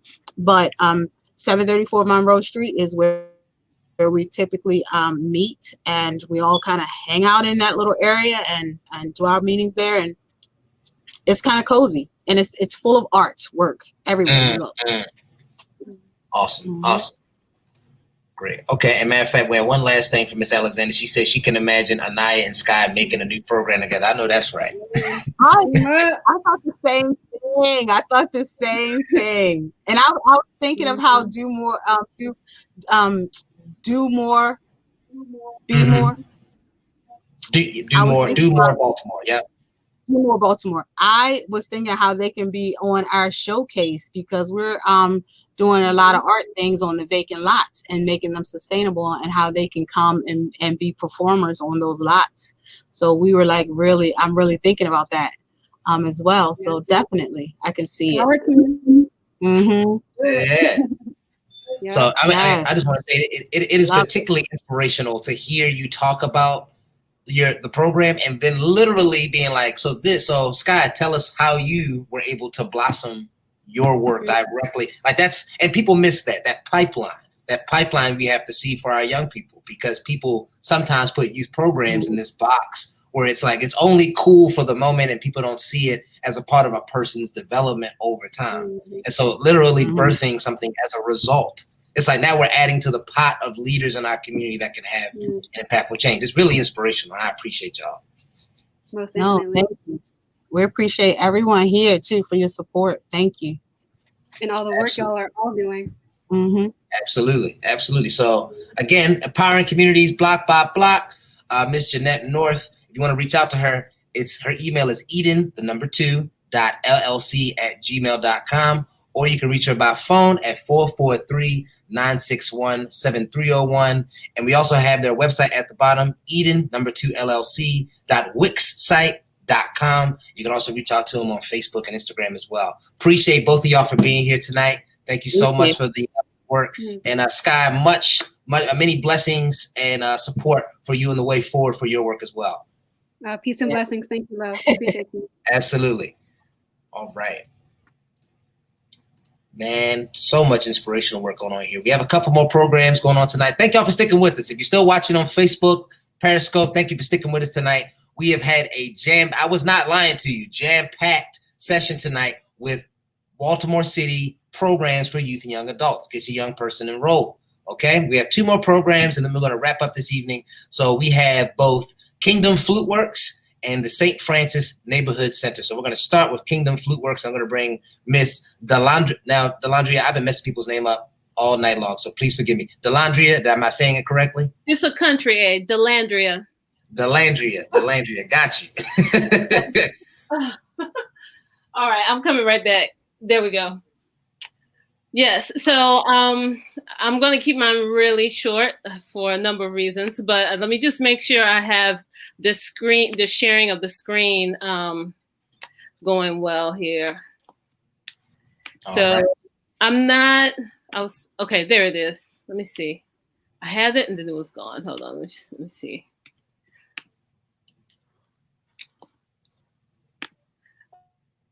Okay, I think we lost her. Okay. We're going to try to wait and get her back in a little bit. But until Delandria comes back, just want to remind folks, if you're going to watch this on replay, you're going to see it later, we want to encourage you to reach out to these folks. You've seen their contact information come across the screen. Make sure you get your young person enrolled in these programs. Also, if you missed some details on their programs, you want to know more information about the work they're doing, you can also reach out to the Baltimore Children Youth Fund. You can reach out via email at info@bcyfund.org. And again, a lot of my work in BCYF is focused on community engagement. And so these types of programs are the things you can come to expect of BCYF in the near future. All right.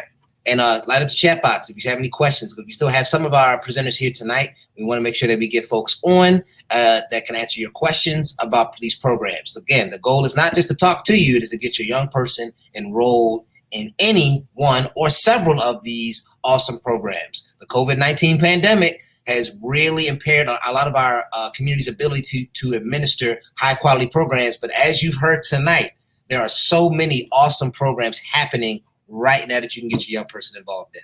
All right. Delandria, I think we have you back. All right. My computer completely shut off, so I'm gonna. Oh. I mean, completely went off. I'm surprised I came back that quickly. Okay, so I'll just start off by saying, well, I'm trying to get that back in the queue. That I'm Delandria Mills. I'm a flutist, educator, author. I'm a Houston, Texas native. I moved to Baltimore in 2000, and I began teaching for the Baltimore School for the Arts in a satellite program. And it was there that I fell in love with the youth of Baltimore. Through the satellite program, I would teach flute lessons at various churches. And again, this was through the Baltimore School for the Arts. And I found that a lot of the students, once we were done, can you still hear me? Can you still hear me? Yep, you're good. You're good. Yep. Once we were done for the end of the day or a session, we would just keep hanging out. So that became Demi Flute Club, and that was in 2001. And I'm sorry, I had a whole presentation here. I'm just getting everything queued up again. Demi Flute, the Flute Club began in 2001, and I made it officially a summer camp that I was pretty much funding on my own in 2009. I've been teaching for the Baltimore City Schools since 2004. In 2010, I began teaching at the Peabody Preparatory, which was the reason I moved to Baltimore. I moved to Baltimore to receive my master's and the GPD in classical flute and jazz studies at Peabody. And I began teaching in the prep in 2010. I taught for 1 year for the Orchids program of the BSO, Baltimore Symphony Orchestra, from its ranking members. And then the New School of Jazz and Contemporary Arts in New York. So education is a big part of what I do. So it's been a huge blessing to have BCYF backing me, and, you know, the support of Fusion, my fiscal sponsor. That's been a tremendous blessing because, again, it was just something that I was very passionate about and that I was just kind of funding and doing on my own. So I have the little presentation that I have here, kind of trying to come back up again. So I'll try to share my screen if I can. Easiest with two monitors. Okay, let's see what happens. Hopefully I don't disappear again. As soon as you share this, let me know and I'll bring it up on the screen for you. Okay, can you see what I'm seeing now? It's a bunch of art. So it says you shared it? You shared it already?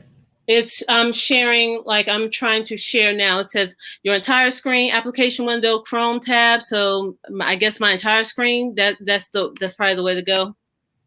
All right, so that's my entire screen. So I'm going to now pull up this screen. Can you see that? Yes, ma'am. Okay, it's not exactly how I wanted it, but it's all good. All right, so so again, I'm a Houston native. I went to Prairie View A&M and the Peabody Institute, began working with Baltimore youth in 2001 through the satellite grant program, as I mentioned. 2004, I began teaching for Baltimore City Schools, 2010 at the prep, and so forth, as I also mentioned. In 2009, Demi Flute Club officially became Kingdom Flute Works due to a series of books about kingdom living that had a profound influence on me by the late Dr. Miles Monroe, who used to always say, die empty. And I felt that a lot of everything that fueled me was around flute playing. So I just began to kind of expound on that. And that's how Kingdom Flute Works was birthed. And our mission is to inspire flutists of all ages to perform skillfully from the heart with confidence. Without confidence and self-assurance, the scope of the artistic expression is lost. Kingdom Flute Works provides an intensive 5-day program which focuses on building technique, tone, refinement, musicianship, and theory comprehension. So we would meet every year. We've been meeting every year since 2009. I would usually house it in a local church that I had support from a lot of different churches in the area. And so that was a big blessing also. Of course, this year, we're not this close. We did everything virtually, but I did also set up a couple of YouTube videos that give a little insight of what the camp is like as well.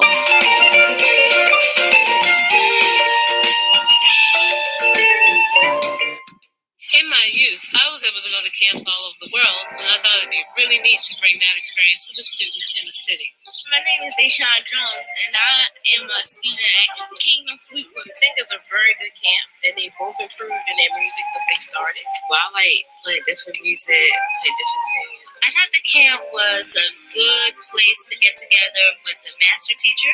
The kids loved Linda. She is the inspiration of my child's life. I love it here because Miss Solandra is amazing and she's the one who helped me get into BSA.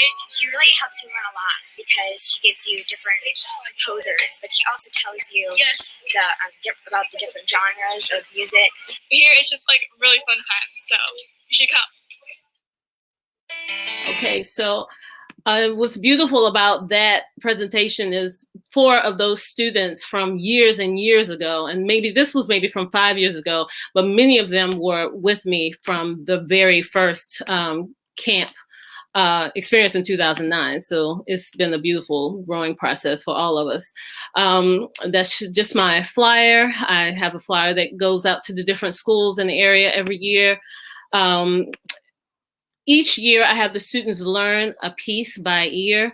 They can choose any pop tune, whatever. We vote on it, we do it. So as of last year, we did Old Town Road, and that was really fun. So what I do is I have the students go into, this year I had them go into their breakout rooms. Other years they would go into rooms with their TAs and they would learn the piece by ear. And that was a great break from the fact that when you study classical, often everything is read. And I was trying to get a lot of the students who were accustomed to just reading all the time to using their ears. So this was one that we did last year, and I only showed maybe 20 seconds of it so we don't eat up too much of the time. Uh-oh, not that. That's not what I want to show. So sorry. So I'm gonna come back to that. So sorry. So yes, I said I'll come back to that.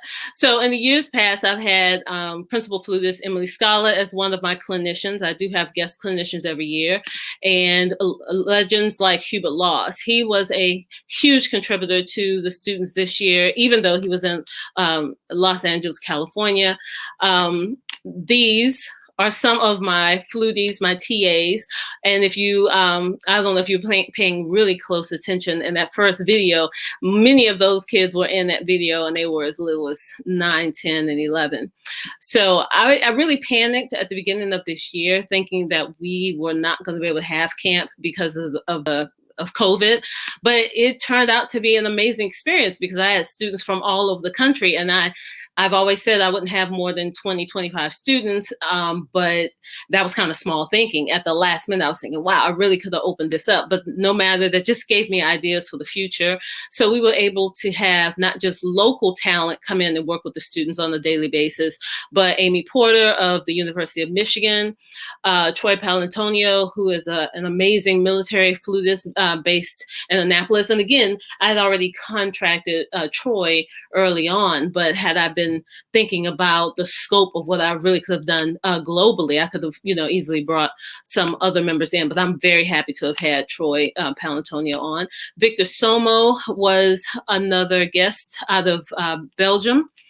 And again, the master, one of my most, if I were to idolize someone on planet Earth, it would be this guy, this man right here, Hubert Laws, who was a major sound of the flute, of jazz flute for decades. He and his entire family, really. So they would listen to a handful of students as well as I would give master classes every day. They would work with the clinicians every day, and then we would play for each other at the end of the day. And it's a 5-day intensive program. Every year we have flute choir, just like a regular singing choir. The students will work together with me, with the clinician, and together. And then they will also have, of course, some time to practice on their own. So if I were to say things to sum things up, and I should probably pause to take some questions too, because I was under the impression that I would have to keep it under 10 minutes, and I see now that I was totally wrong. But the success story of my camp are these kids. This is, I won't mention her name because I didn't get a chance to talk to her first, but this child here is an example. I began working with her when she was 8 years old, and now I'm very proud that she's a student majoring in flute. And I can say that about a lot of my students. Music for me has been, it was a game changer. I started when I was really little, but I was very, very timid, very shy. So if music hadn't taken me all over the world, I just can't imagine the person I would have been without it. It just changed my scope of what the possibilities were. And I've been just more than overjoyed to pass that along to my students in Baltimore City. Okay, that concludes my presentation. I hope that could be heard. I'm not sure of my connection here, so. Can you hear me, Adam? No, you sounded perfect the entire time. You were perfectly fine. Yep. Okay. Yep. I could. Yeah, I know. We've been up for a little bit, so you know. Yeah. Yes.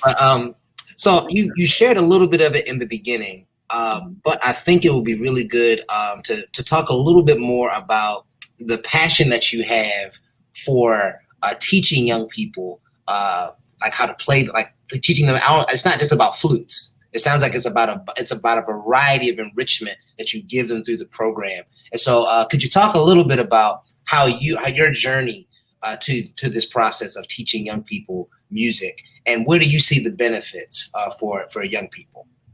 Well,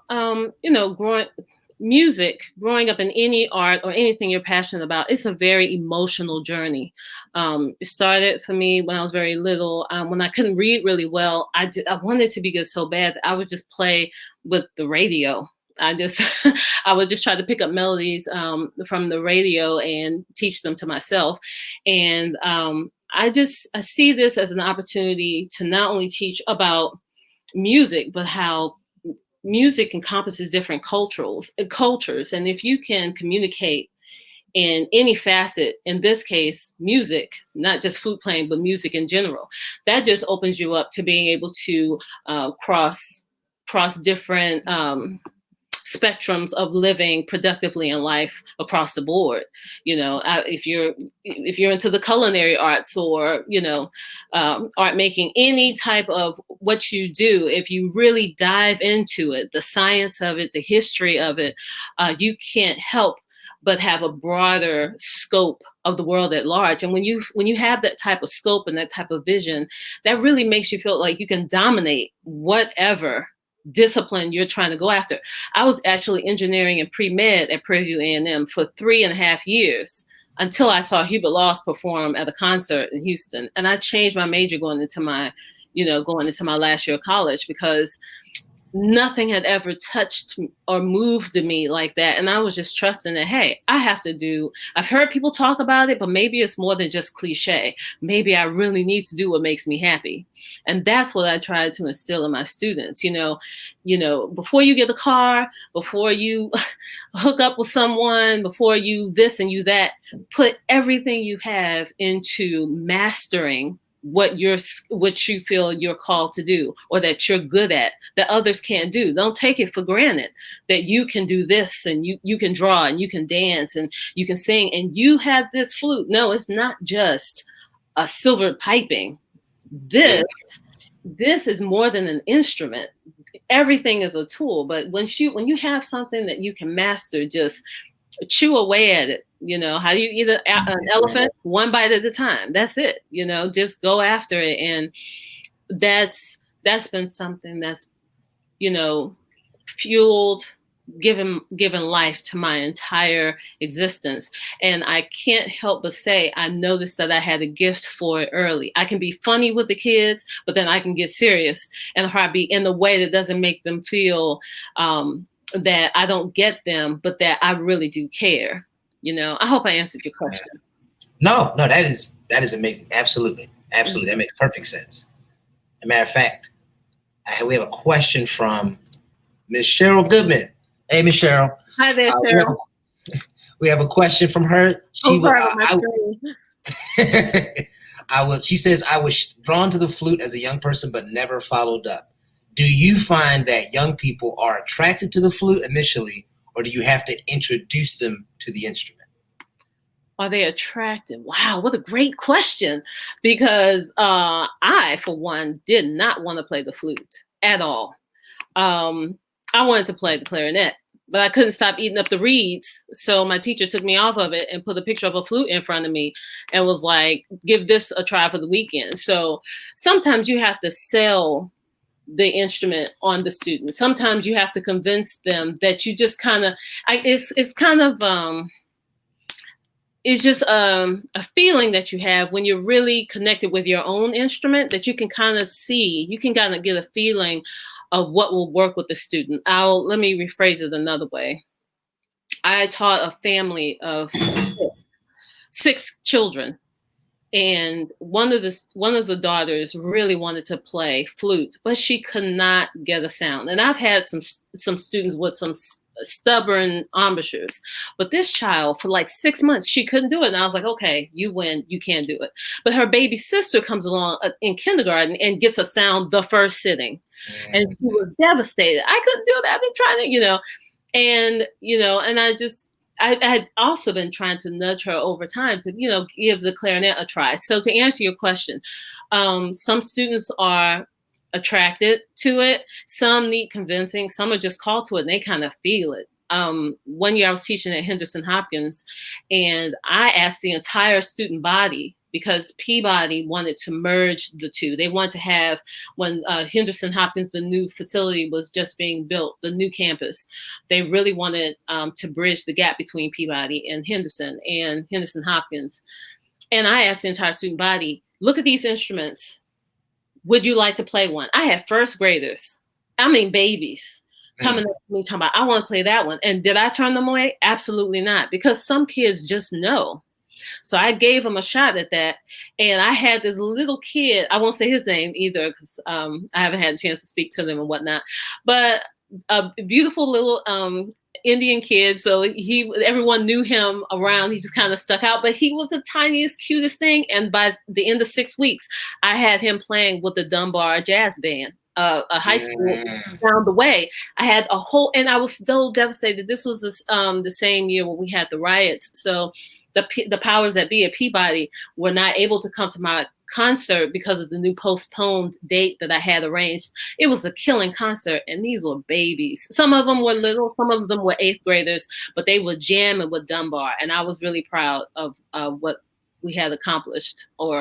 Because again, each child that came up to me, they told me what they wanted to play, and I would say 90% of the time, the student knows what they want to do. They know if they want to play drums, they know if they this and that. But if they're not quite getting it, that's where I fill in the gap, and I can kind of feel where they need to go. And none of that nonsense about, I've heard this even recently, where a lot of flute players were told in their youth that their lips were too thick. Just some racist nonsense. Right. That's not true. If you see other flutists of all races, you notice that some of us have our placement, our embouchure placement in slightly different places to compensate.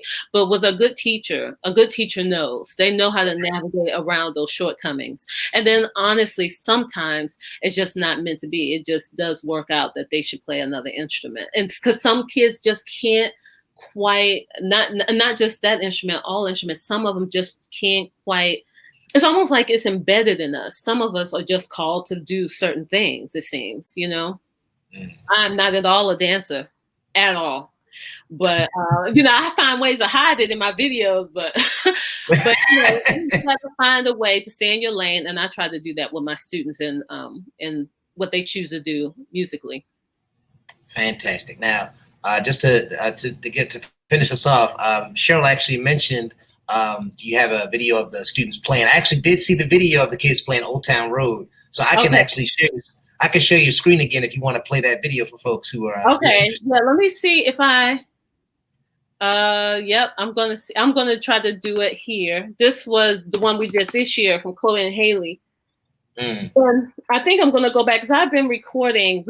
I mean, all the way back. We did Suit and Tie one year. We did Pharrell's Happy. We did Beyonce's Love on Top. I'm gonna go back and dig all those up and bring them to the light of day as soon as I get some time, because the kids were just wonderful, and I already had permission from their parents to publish them. Okay, I'm gonna share my screen now. Are you able to? You already got. Yep, you already good. So this is one we did this year.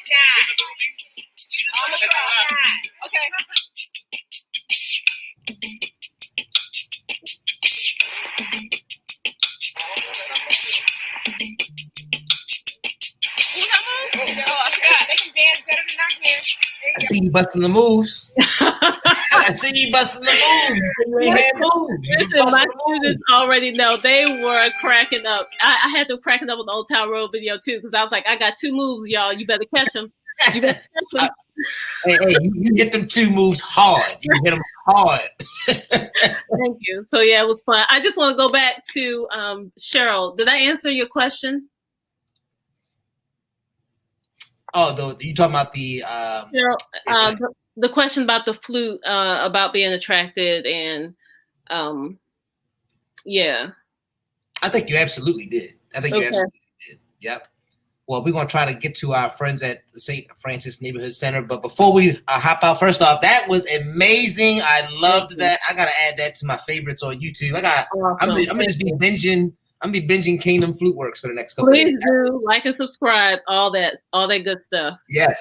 Thank you. Absolutely. So folks, you've been listening to Miss Delandria Mills from Kingdom Flute Works. If you would like to reach out to her, please email her at demiflute. That is DEMIFLUTE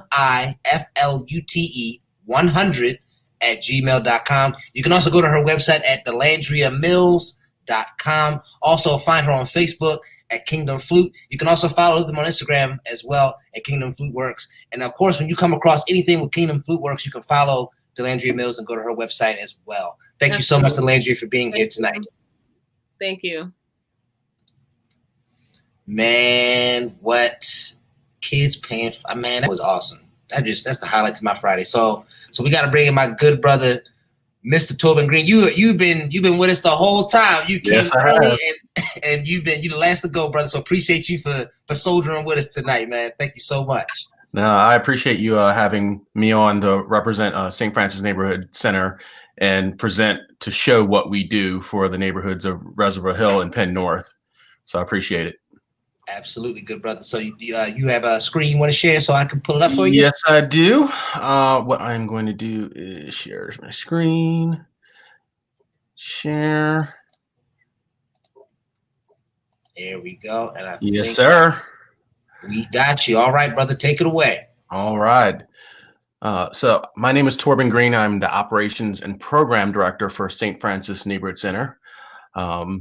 So some quick facts. Our mission is to end generational poverty in West Baltimore through like holistic intervention programs for youth and for families.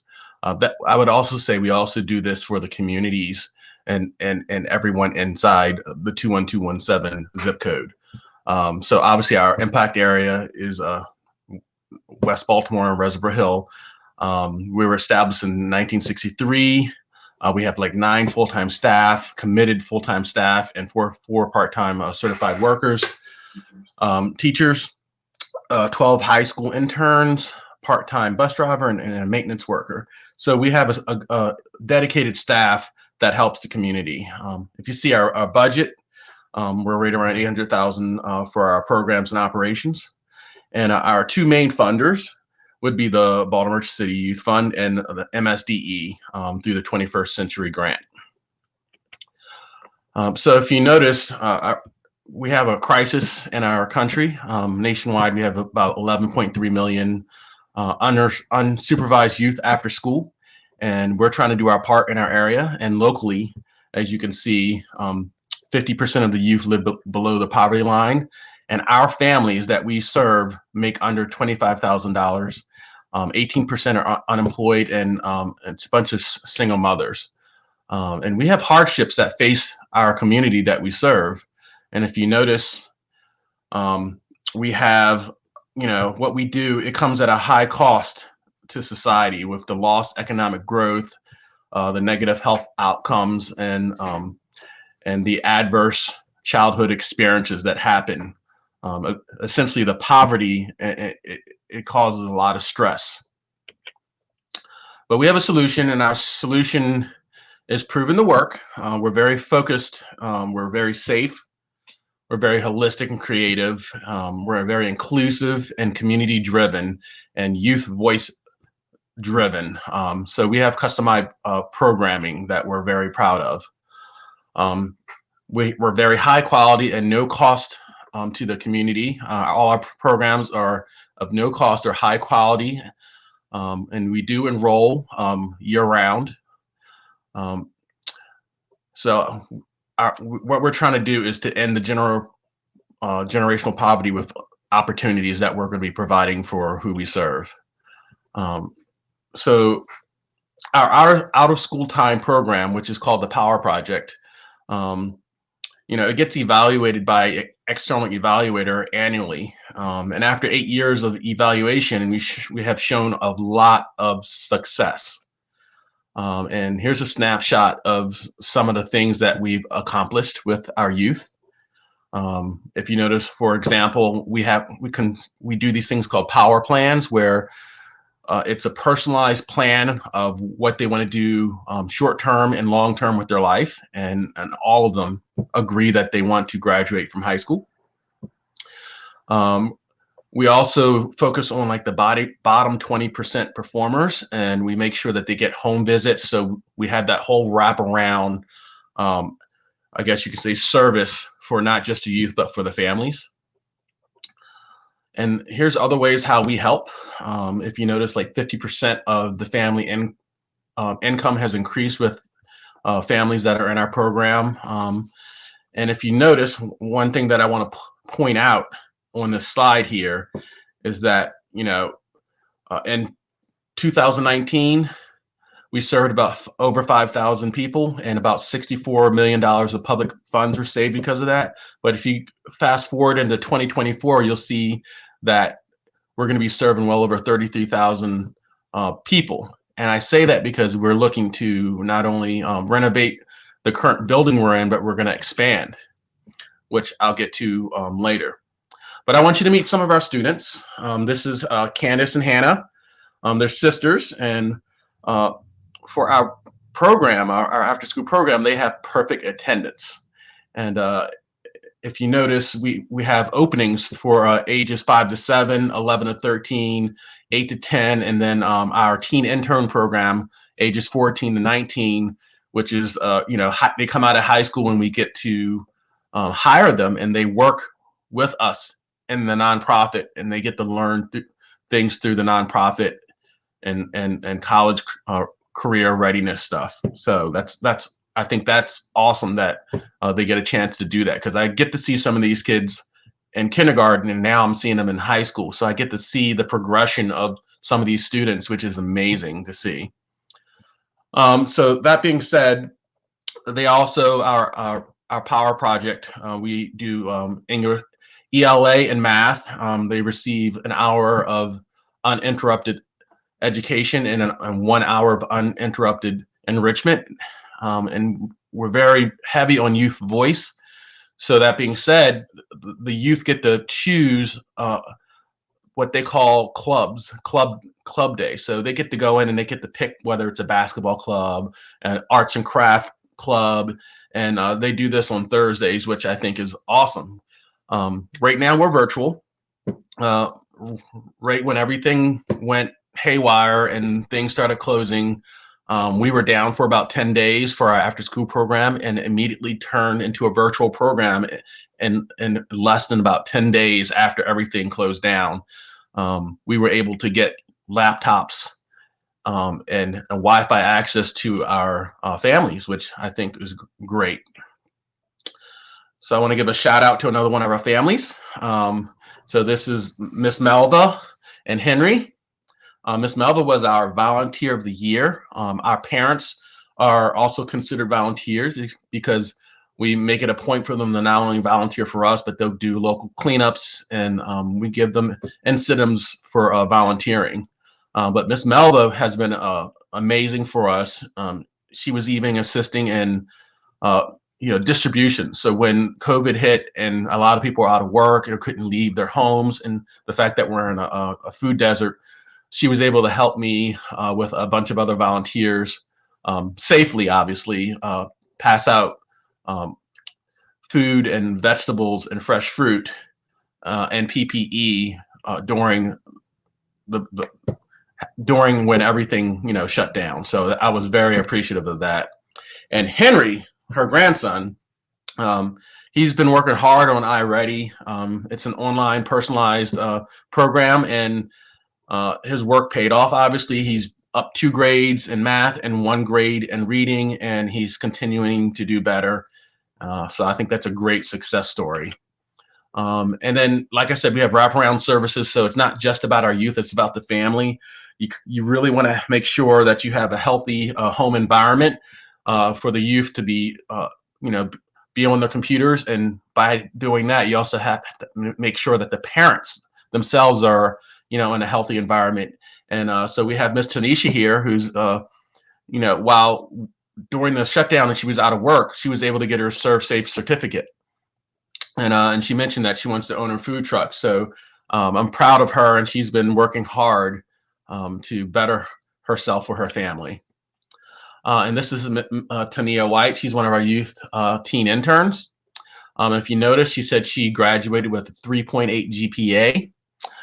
She's always wanted to go to college, which I think, I would hope, that every student at least thinks about college. They don't necessarily have to go, but she's always wanted to go, and she wants to be a plastic surgeon. So I think that's something to be proud of. And she wants to have a double major in biochemistry and psychology with a minor in business. So she, I'm just very proud of her. So for 2 years, she has been one of our high school interns. And right now she's a freshman in college, and she is a recipient of our college scholarship fund that we have for our youth. So all these programs that we have, we're in the middle of a capital campaign. And this slide kind of shows you what we want to do with this new building. So we're essentially going to triple in size, which is going to expand our facility from the 65 to 75 that we're serving right now to over 200 youth in that area, which is going to be great. So construction has started. If you ever go by 2405 Linden Ave on the corner of Linden and Whitelock, you'll see the big construction going on. You can see how excited the whole community is about it. And when we do have this building, we're going to have workforce development, a state-of-the-art tech lab, Ignite hubs and workplaces, places to rent and for events and space, and community pop-up workstations. So this is going to be huge for the community of Reservoir Hill and Penn North to have something like this in walking distance. If you notice, we are growing. So each year our operation it is getting higher and higher. But if you look at this, it shows how cost effective we are. So I think if you look at per family for 2020, it was about $142 per family. And I would say for $21.31 per day, that's how much it costs for a youth to be in our program. But once again, our program is free of cost. So I want you to hear it from who we serve. These are some of our funders. And if you notice, I'll let you read those, but we have Miss Rachel Dundon from the Weinberg Foundation, Miss Khadijah Quick. She's a resident of Reservoir Hill and also has one of her youth in our program. Robin Kemp is a major donor, and she's also a board member. And then we have Renee Smith showing a picture of her son. She's also a resident. And Devin is one of our teen interns. And something notable about Devin is he's been helping in certain areas in Baltimore by putting up mesh networks for Wi-Fi. And I think that's amazing that graduating out of our program and getting hired to do something like that through our program. So that's awesome. So what I'm going to do is I'm going to show a quick video of Miss Asia. She's just going to tell you a few things.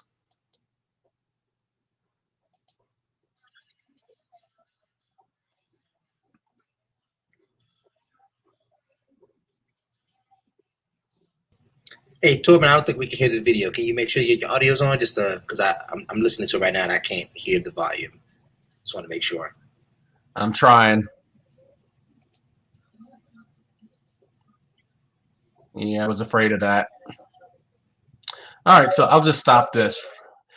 So she's basically telling you, that she started here when she was young, and now that she is one of our high school interns, she's been almost like a spokesperson for us, and that she's been part of a social justice committee held for the first time, partnering with No Boundaries Coalition, and they held a town hall. Miss Asia Ross held a town hall on human trafficking and kidnapping, which I think is a bold move and something that she was very worried about. But once again, our teen interns, they receive job, career, college prep, and it's one of our programs that we're very proud of. Let's see if I can get out of this. All right. So I am going to stop sharing because I am done with the slideshow. But yeah, we have high quality programs that we offer for free in the 21217 zip code. We're very proud of what we do, and we're thankful for the Baltimore Youth Fund. All right, that was awesome, man. Matter of fact, something hit me when you were talking earlier. You were talking about the importance of the location of the neighborhood center. So you say you serve Reservoir Hill, is it a zip code, a particular neighborhood? Is it only geographic? Do you only serve a certain geographic area? So it is the zip code of 21217, which Reservoir Hill and Penn North are in it. They actually share the same school. So it's sort of those two areas are sort of merging of a bit, but they're right off of North Ave. And of course, the corner of Linden and Whitelock has been notorious in the past for drug and crime. And, St. Francis is right there on that corner. And, it's a safe zone, essentially. People know that that's a safe zone and that we're there for them. So safe is a great word to use because that's how people think. That's what they think of when they think of St. Francis, is it's a safe place and welcoming. Understood. It's powerful. So what do you think has been the importance of St. Francis embedding itself in the neighborhood? Because it sounds like, a lot of people hear about an organization that, comes into a community in Baltimore. They kind of get the same kind of narrative, like, they kind of flew in with their resources, offering things to community. And it sounds like y'all took a different approach, that the tactic wasn't to just swoop in. You see yourselves as a part of the area, as a part of the neighborhood, and it's supporting the young people in the neighborhood. Because you talk about how y'all see yourselves as different. Well, considering we've been in the area for 57 years, so we're definitely embedded. We're one of, if not the oldest, community enrichment programs in Baltimore City. So, we were founded in 1963. So what our approach is, we want the community to tell us what they need, what programs they want, and then we try to bring those to the community. So, for example, we're in the middle of a capital campaign, like I mentioned. The community had a big say in how that was going to be developed. One of the big points was they wanted to keep the iconic building and not have us tear it down and try to build a new structure. They wanted us to build off of that structure. Mm-hmm. So when you go there, you still see the iconic arch in the front porch. But then you'll once the construction's done, it's going to be the state of art building coming out of there, being very welcoming for the neighborhood. Absolutely awesome. And Ted, can you talk about your experience? So, like, in your capacity at St. Francis, your experience working with these young folks, what's some of the more powerful stories and interactions that you've had with these young people? Over your years over your time and being at St. Francis? So I'm going on 9 years, and I started volunteering before I even worked at St. Francis. I was volunteering. I heard about the place, and I loved what they did, and it kind of drew me in, and I ended up getting hired. And what got me was just seeing the kids running in and out, and then going inside. You could see the bulb above their heads of them getting things. Like I loved seeing them learn things, practical things that they could use in life. And that drew me in. And, now I'm the operations program director from a volunteer, and, just seeing how the community, like if they couldn't envision us not being there, that's how a stronghold we have in the community. They, and standing on the corner and seeing people go by, and they're always asking about what's going on, and it's a good feeling to be in that neighborhood. You go in that neighborhood and it's a good feeling. People will come up to you and say hello. They won't just walk with their head down. So it's just a good feeling. Dope. Well, Torben, thank you so much for the information you shared about St. Francis Neighborhood Center tonight. Again, folks, if you're watching, if you're watching with us live, we've been on here for about 2.5 hours. So my man, not only did he come in early, okay, he stayed with us the entire time. Grogu was here too. Oh, I gotta get into that show. I haven't watched much of it yet, but people keep telling me it's good.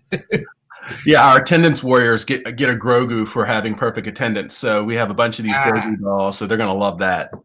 Okay. Well, bet. Well, appreciate you, good brother. St. Francis Neighborhood Center presenting tonight. If you want to get in contact with St. Francis, please reach out to my good brother Torben Green. You can reach out to him at tgreen@stfranciscenter.org. You can also reach out to him by phone at 410-669-2612. Find them online at www.stfranciscenter.org and on all social media, Facebook, Twitter, and Instagram at St. Francis Be More. Thank you again, brother. Appreciate you for your time this evening and for sticking with us, man. And appreciate everything you do. Appreciate you. Yes, sir. All right, folks. So where we at? We at 9:30? Is that where we at? Or 8:30? Felt like 9:30.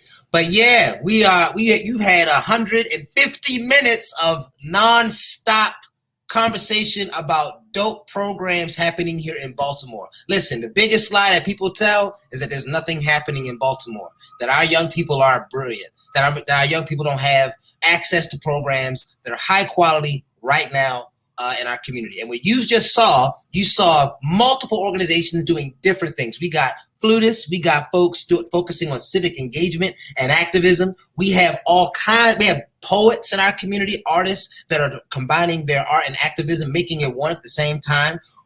We have all types of programs available for young people in Baltimore, and we're so glad that the Baltimore Children Youth Fund can be a participant in supporting these institutions here in the great city of Baltimore. So again, if you want to get your young person enrolled, if you found any of these programs that you saw tonight as impactful, then I highly encourage that you reach out to them. Just to run back through them, because I can't get back off of here until I make sure you understand all the programs that were available. We started off with Banner Neighborhoods, okay? They were focused on sports and as an after-school sports program, but they also have enrichment activities for youth and young adults. You can reach out to Velmar Coleman for that, okay? And make sure you email or call him to get your young person enrolled. We had Beadly Speaking, who talked about Miss Dion talking about how they could use jewelry making as a therapeutic practice for young people and also making them more productive in their daily lives. Reach out to Miss Dion Davidson at beadlyspeaking@gmail.com if you want to reach out to her. Beautiful Butterflies. We had a program talking about mentoring young women here in Baltimore. And again, people talk about there's no programs for young people in mentorship, but these programs are available right now, especially in this particular program was really impactful for young women. So please reach out to Alicia Jane Joins at beautifulbutterflies10@gmail.com. All right. And we also had DewMore Baltimore, dope poetry organization, arts organization with young people performing poetry where they're talking about their lived experiences, politics, and everything in between. An organization that's been around for quite some time. Highly encourage you to reach out to them. You can reach out to Olu Woods at olu@dewmorebaltimore.com. We also had Empowering Communities Block by Block, where they are trying to create pipelines for young people to become civically engaged in their community, taking them from thoughts and ideas to getting them on the ground working and then blossoming their ideas. We had a young woman, Sky, on here tonight talking about how impactful that program was for her and how it was really important that Empowering Communities Block by Block nurtured her ideas, nurtured her over time, and she was able to produce a program herself. And we have to strongly encourage that in our community. If you want to reach out to them, Miss Jeanette North, eden2.llc@gmail.com. We also had Miss Delandria Mills from Kingdom Flute Works. You saw the video. You need to go to YouTube and YouTube them right now. All of their videos are dope, awesome. I have watched so many of them before, but now I gotta go back. I gotta binge. So it's being quarantined, so I got nothing to do but watch good, great content from our young people. But she's focusing on the flute and using music as a way to empower young people and to enrich their daily lives. And I highly encourage you check out her website, Delandria Mills. DelandriaMills.com. You can also reach out to her at DemiFlute100@gmail.com. And finally, we have the St. Francis Neighborhood Center, where they are a staple in the community. As the brother said, I believe almost 60 years being a staple in the community, providing enrichment resources for young people in the Penn North neighborhood and in Reservoir Hill neighborhood for several decades. If you want to reach out to that organization, you can reach out to Mr. Torben Green, T. Green, at stfranciscenter.org. All right. Let me check these comments and make sure I didn't miss anything tonight. All right, we have Miss Anne-Marie Harvey checking in saying, 1,000,000 thanks for highlighting these enrichment programs. Well done. This is a great representation of Baltimore. Miss Harvey, I couldn't agree with you more. Miss Dion, of course, she's been lighting it up in the comments all night. Thank you, BCYF, friends and family, for your support. And thank you for what you do. BCYF is one piece of the puzzle, but it's the work that you do every day that empowers your young people, that empowers our young people. All right, folks. So I am going to take a nap and get some sleep because it is Friday evening. But This is the last event of the year, and so we are so glad that you stayed with us. We've had a solid like 15 people that have been with us just about all night long. So thank you so much for being with us tonight. We're going to be doing more of these in the coming year, in 2021. Please look to the BCYF website, BCYFund.org. Find us on all social media, Facebook, Instagram, and Twitter at BCY Fund. If you want to know what's happening in the coming months with BCYF, check the website. Again, my name is Adam Jackson, and I'm a part of the community engagement team for BCYF, and I am so glad that we can all be a part of making a better Baltimore for our youth and young adults, all right? Y'all stay dope, peace, blessings, have a wonderful holiday, and thank you so much for your love and support tonight, all right? Peace.